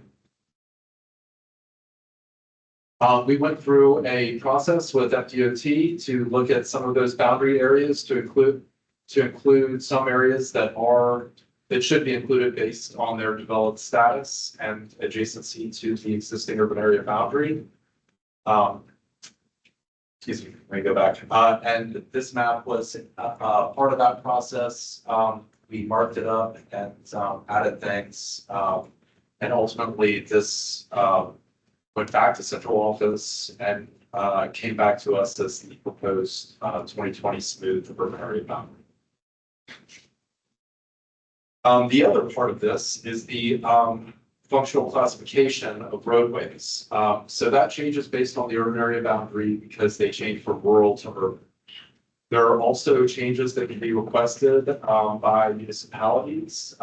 In this case, it's just the county and city requested changes. Not all of those were accepted by central office and FHWA. So it shows up, I'll come back to that. This is ultimately the final map of the urban area boundary and of the functional classification of roadways. Just to briefly focus on process here, that we got the new proposed urbanized area boundary at the end of December 2022. Worked with District 7 over the last year to adjust those boundaries as needed and provided them the requests on functional classification from the local governments. Ultimately, they agreed to some of those changes, not all. And we have what we have before us today, which will be the urbanized area boundary and functional classification map for the next 10 years. Just to go through a couple of these zoom ins, there were some new roads added in South County as a result of new developments that are newly classified. They did not exist on the map before. South County. We have, in speaking with FDOT, we have talked to them, and there is a process outside of this every decade process to either add roads that are not existent or to change roadway classifications as a result of changes in that area. So for any changes that are not contained here, we still do have a process to talk to FDOT about making these changes. With that, the recommended action is that the CAC recommends that the board approve the 2020 urban area boundary and functional classification. I'll be happy to answer the questions you may have. Thanks, Wade. Any questions for Wade? Left side of the room first. Right side of the room, I see Ed. Yep, what's the difference between, is the planning area larger than the urban area boundary? In other words, as a planning commission, do you limit your transportation planning to strictly the area that's defined in this urbanized area boundary? No, sir. So the planning commission only covers Hillsborough County, actually. So the urbanized area does include Pinellas and portions of Pasco. But having said that, Hillsborough County also has an urban service area, which is different than the urbanized area boundary. So the planning commission and the TPO plan for all of Hillsborough County, both the urban and the rural areas. If that answers your question. Hoyt Prindle. Forgive my ignorance, Wade, but why are we approving in 2024 a 2020 urban boundary classification? Does it just take that long? Well, to get the census results of, and I looked into the last process, we were about a year behind the last process. My assumption is that some of that is from the delays caused by COVID at the early end of the census. But the last one was approved at the end of 2023. So it does just take that long to get the census information and just carry the process through. Okay, thank you. Yes, sir. Nothing else here on the right. Go back, Matt Sink. Real quick, what is the impact of this? Like, if they're seeking approval, but what is the impact of that? Like, what is the outcome of approving something like this? Like, what are the? Yes, for the functional classification, it's largely functionally classified roadways are eligible for certain federal and state funding programs. If they are not, if they are local roadways, like your neighborhood street, that's not classified as a collector or higher, collector, principal, arterial, they're not eligible for that federal and state funding, except in certain cases, not to get too far in the weeds on that. If you have something that is classified as a collector or higher, and some are for freeways, for example, some federal spending programs are geared strictly towards that. So there are funding programs that can apply to differently classified roadways, and that is the major impact of any changes is what funding programs they might be eligible for. Any other questions in the room? I just got one question. So off of what your answer to his question, by doing this, does it defer, so it's in essence trying to get funding for certain roads for modifications to be made. Funding or changes can be made to roadways, to local roadways with local dollars. It's just a question of whether or not federal money can be spent on those roadways. I'm not sure if I'm answering the question. In a way, it just, okay, no, in a way, so it's basically pulling money from other buckets to be able to take care of issues that are down in these areas. Yes, sir. And just to use an example, a couple of the city of Tampa's requests that were not accepted were changing local roadways to collectors. And so they would be eligible for, federal and state funding in those cases. But at the same time, for it to work like that, it has to function as more of a through street rather than your neighborhood street, for example. So there are trade-offs associated. Any other questions or comments here on the right side of the room? Go offline here. Chris, do you have some? Yeah, I just got one question. Hey, Wade. This is just purely a geographical effort, right? This doesn't include any the American Community Census data, which actually talks about like transit use and whether or not you have a car or do you walk to work. I mean, it doesn't include any of that information. It's only geographical. Is that correct? Geographical and strict population numbers, population and employment numbers. So it is strictly based on population, those changes in the outline of this urban area boundary.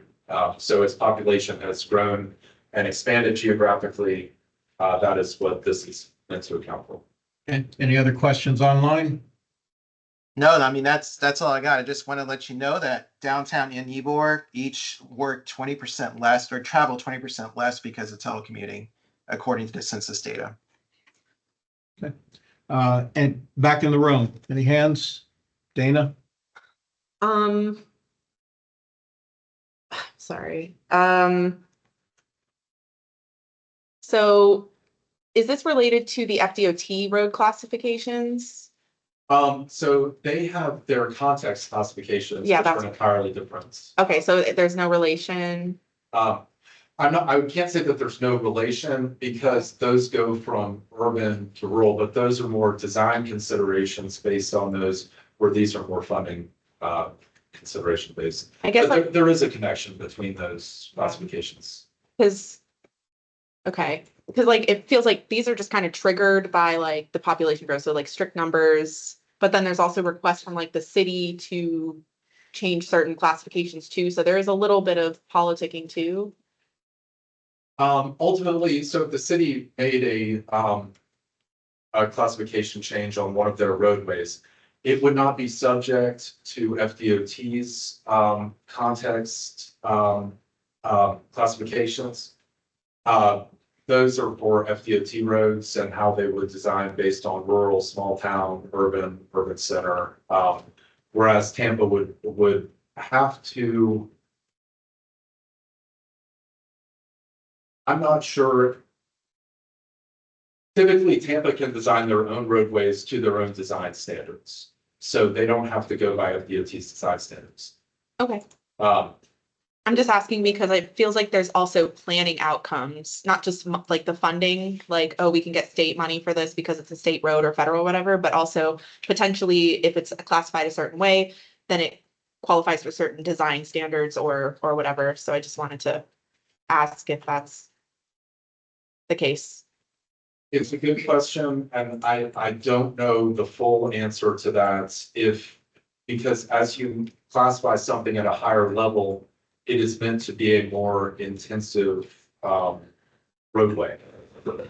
And that could have design implications, so. Okay, thank you. Any other questions in the room?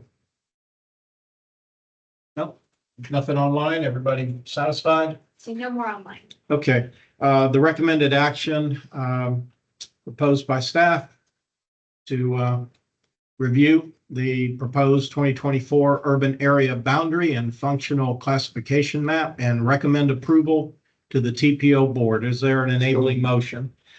Jim Davison moves. Is there a second? Ed Majewski seconds. Is there any further discussion? See no hands up, no further discussion, nothing online on the motion. Correct. Okay, I guess we need another roll call vote. Not on this? I You don't. do votes by acclamation. Okay, we move by acclamation then. All in favor of the motion, please signify by aye. Aye. Any opposed? Okay, please note that is unanimous. And that now takes us to Elizabeth Watkins, that she found her voice. Can you hear me? Barely. Barely. Okay, I'm gonna Better. do my, can you hear me now? Yep. Yes. Yep. Excellent. I'm gonna keep this very quick. So the action before you today is to consider 3 tip amendments. There are 2 on US 301 in South County and 1 bridge planning study. So the first project is an intersection improvement at US 301 in Sims Road. It'll include a variety of aspects to the project, including reconstructing the intersection with rigid concrete, putting in new signals at Shady Preserve and Ramble Creek Drive, addressing some drainage issues, as well as bringing the pedestrian facilities up to ADA standards. And this project is expected to be let for construction in 2025. A major component of this project is that rigid pavement. So this is an example of it that's already been deployed at US 301 in Bloomingdale. It's more expensive upfront, but there are cost savings for operations and maintenance down the line. So that's one of the reasons why DOT is choosing that technology. So what's changing in the tip? Well, about $3.8 million is being added for construction, and largely that cost increase is due to the overall unit cost increases that we're seeing across the industry, as well as the addition of those signals that I previously mentioned. The second project is a planning study that Hillsborough County won that was competed across the country, where they're going to study 11 water crossing bridges across an unincorporated county. And these bridges were chosen because they're undergoing some level of deterioration, but the locations also have a cross section of urban versus rural versus previously disadvantaged. So there are multiple selection criteria that the county used in deriving this list. Here are 2 images of 2 of the 11 bridges that will be studied. The first of which is Morris Bridge Road near the Hillsborough River in the north part of the county, as well as County Road 41A, Old Bay Shore, that's closer to Palm River. Both of these bridges will be considered for geometric design improvements by PED, as well as other railings, other sorts of improvements that will be studied throughout that planning effort, which is going to be kicked off in January and completed by summer of 2026. So what's changing in the tip? This project is being added again, because this was a discretionary grant that the county won. So in order for them to access these federal funds, it needs to be added to the tip. And the total planning cost is about $2 million to go undergo that planning and design work. The last project for your consideration today is a repaving from on US 301 from Manatee County line to south of State Route 674 or Sun City Center. This is a typical resurfacing project, about 5 miles, and it will include slightly wider lanes to allow for more buffer in case for safety purposes, as well as wider turn lanes and a little bit wider shoulders. That construction is expected to begin in 2025. So what's changing here? About 2.5 million is needed for construction and 1.5 million is needed for that additional right of way to slightly widen the existing lanes. We followed our public outreach procedures outlined in our public participation plan by posting a newsletter article, social media, and hosting an individual webpage. So the recommended action for you to consider tonight is to recommend the TPO board approve these amendments to the fiscal year 25-29 Transportation Improvement Program. Okay, that it, Elizabeth? Yes. Okay. Any questions for Elizabeth? Cliff Reese? As someone who goes through 301 in Bloomingdale all the time, I highly approve of that type of improvement, the long-lasting concrete. Just one question. I keep hearing intimations that FIA is talking about extending the Selman. So does that work at Sims? Is that considered in coordination with FIA, or at least discussions, so that you don't do something that then has to be undone if they actually go ahead with a Selman extension? Yeah, I don't know if Brian Hunter is still in the room, but I know FDOT and the coordinate very closely, particularly on that project. And I can just add to Elizabeth as well, that Thea sits on our technical advisory committee, which are your kind of counterparts who work in the industry, and Thea does sit on that committee, so they will also be getting this presentation. Any other questions or comments from the left side of the room? Right side of the room, Hoyt Prendle. The 301 project that was at the beginning, you mentioned the signal upgrades. Can you tell me what the signal upgrades are? So those upgrades are actually the implementation of 2 new signals. Okay, what kind of signals?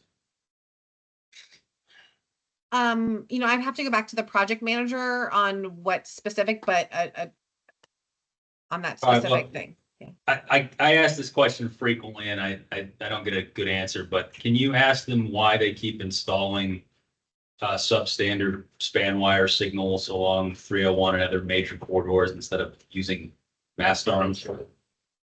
Yes, I will get with the project manager and coordinate through Sarah to get a response. Thank you.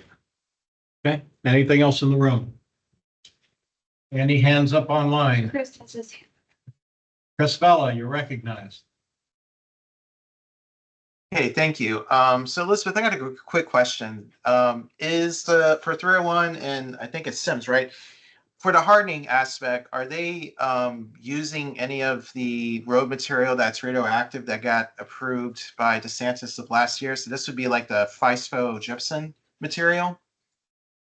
I am 99% sure they are not, that this would be just traditional concrete. And my understanding of the gypsum that you're talking about, that would be on a permitting basis. But again, I'm only 99% sure, so I will go back and confirm that and then work through Sarah. But this is definitely concrete is the material that they're using. All right, thank you. Okay, well, any other, Dana? I just want to say, this is like $6 million in studies. We regularly spend millions of dollars on studies, and it's important. And I just want to say that. Oh. Okay, any other comments or questions in the room? Well, I just want to say, somebody from who's this area, these are needed modifications there, especially at the signs, 301 intersection, it's horrible there. And then along with that project, they're gonna put in another signal there at Rodine and Bramble Creek Road. That's, you know, probably every day there's a disaster waiting to happen there. It's all because of the growth. I mean, so if we don't do it, okay, that's fine. You'll just, your insurance rates will keep going up because of all the accidents that'll continue to happen and so forth. Okay. Anything else in the room? As mentioned, there was an accident there on my way down. They announced it. 301 and Sims Road. I don't see any other hands. Nobody else on the edge of their seat. Let me just say, one of the nice things about having a larger contingent on this committee is that we have a broader representation geographically. The area that we're talking about now might as well be on the dark side of the moon for me. I never drive through there. I don't know it. I have no idea what life there is like. So to hear from colleagues that actually have to live there and deal with this, I appreciate that. So you understand what it's like. When I moved in that area over 10 years ago, you can probably get from where I live up to Brandon, which is that far away, in probably maybe 10 minutes, 15 minutes max. Now it takes at least a half hour. And that's even getting onto the interstate, using the interstate. Because if I try and go up 301, it's even worse. All right. Well, I appreciate that perspective. Thank you. Okay, well, I think we're probably at the point of doing something with the ask. The recommended action, recommend to the TPO board that they approve the amendments to the FY 25-29 Transportation Improvement Program. Is there an enabling motion? So moved. Boyd Prindle makes the motion. Is there a second? Dustin Johnson, a second. Is there any further discussion? See nothing else in the room. I don't see any hands online. May I have, I guess we can move this by acclamation as well. All in favor of the motion, please signify by aye. Aye. Any opposed? All right, again, please note that as unanimous. And is that the end of our action items? So it appears. Okay, we're now unfinished and new business. Sarah, I'll defer to you. Is there anything in here we need to talk about? Be very, very quick. Branch for McIntosh PD&E, you saw previously, it will not be coming before you again. However, there is a public meeting. It was rescheduled due to the storm, and we will provide information to you on when that meeting is for the public. The CAC member poll is included. This was requested from staff of you at the last meeting, and really appreciate the 18 people who completed the poll. The results are in your packet, and we'll bring more for you addressing what we heard from you at future meetings. One of those is the next CAC meeting, which we talked about at the last meeting, had to be moved because it was scheduled the same day as the TPO board, which means your CAC would happen after.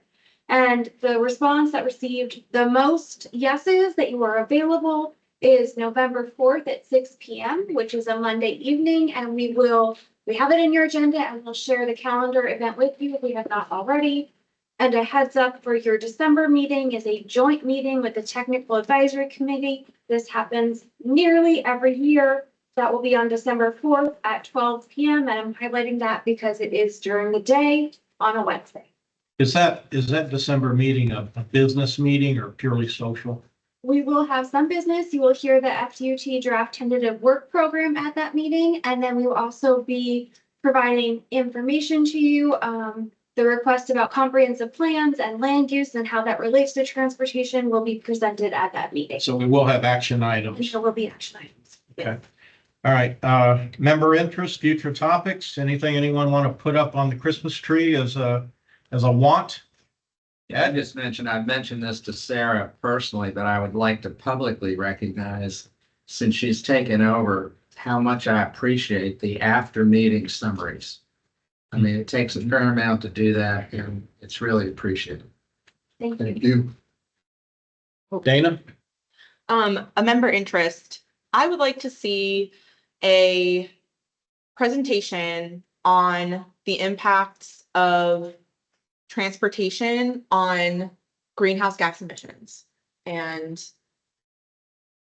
there's information about, like, in the IPCC and the EPA and things about how emissions from the transport sector from light duty vehicles is the top contributor in the United States to climate change. So I would like to see, a presentation on that kind of like national data and what it looks like locally in terms of our emissions from light duty, vehicles in particular. Thank you. Any other member interest item, White Pringle? I think given the hurricane and given the storm on September the 4th, I would be interested to know what our overlords at the Florida Department of Transportation are doing to mitigate flood risk in the area when they build projects, and what maybe simpler measures they can take. One thing that struck my mind, I was in Texas last week, and because Texas in the Dallas area, they occasionally have flash flooding. They have flood gauges on several of the major roads that are prone to flooding. And I couldn't help but think I've never seen one of those around here, but it would be very useful because a lot of our, like on the 4th, and I was out dealing with that and trying to get my girlfriend whose car got in the water. It was a wild day, but a lot of people drive into these roads, especially Davis Island, downtown, and others, because they don't know how deep the water is. And so the flood gauges seem to be something that maybe is very simple that might provide some relief to folks to say, oh, I better not drive through 3 feet of water in my car. So that was just on my mind. Okay, anything else? Dana? Sorry, to add to that, like just other impacts as well, like the whole EVs catching on fire issue. I-40 in North Carolina got washed away. Did we have any, so impacts like, did we have roadways washed away? And just generally like maybe a report from FDOT about the impacts on our transportation system post-Helene. Yeah, I mean, having all the bridges closed, and people should have been out anyway, but that obviously has a major effect on shutting down the metro area. And then they were closed for a while, I think into Friday, if I recall. So. Okay. Did you say somebody, Chris Vella? Yes, thank you, Chair. So as soon as we figure out the point of no return, like, I guess, legal definition and how that applies, I do have a question that I think it needs to be formalized and reported back from staff. Is it possible that we can have a public hearing before the point of no return, separate from the tip hearing for the interstate?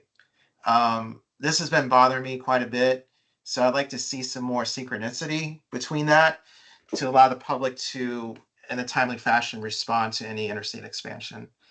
My other request is that if the airport master plan has gotten pushed back to a reasonable time, I would like to request a person that could represent the airport to answer any questions for any future CAC meeting that there would be discussions about the master plan.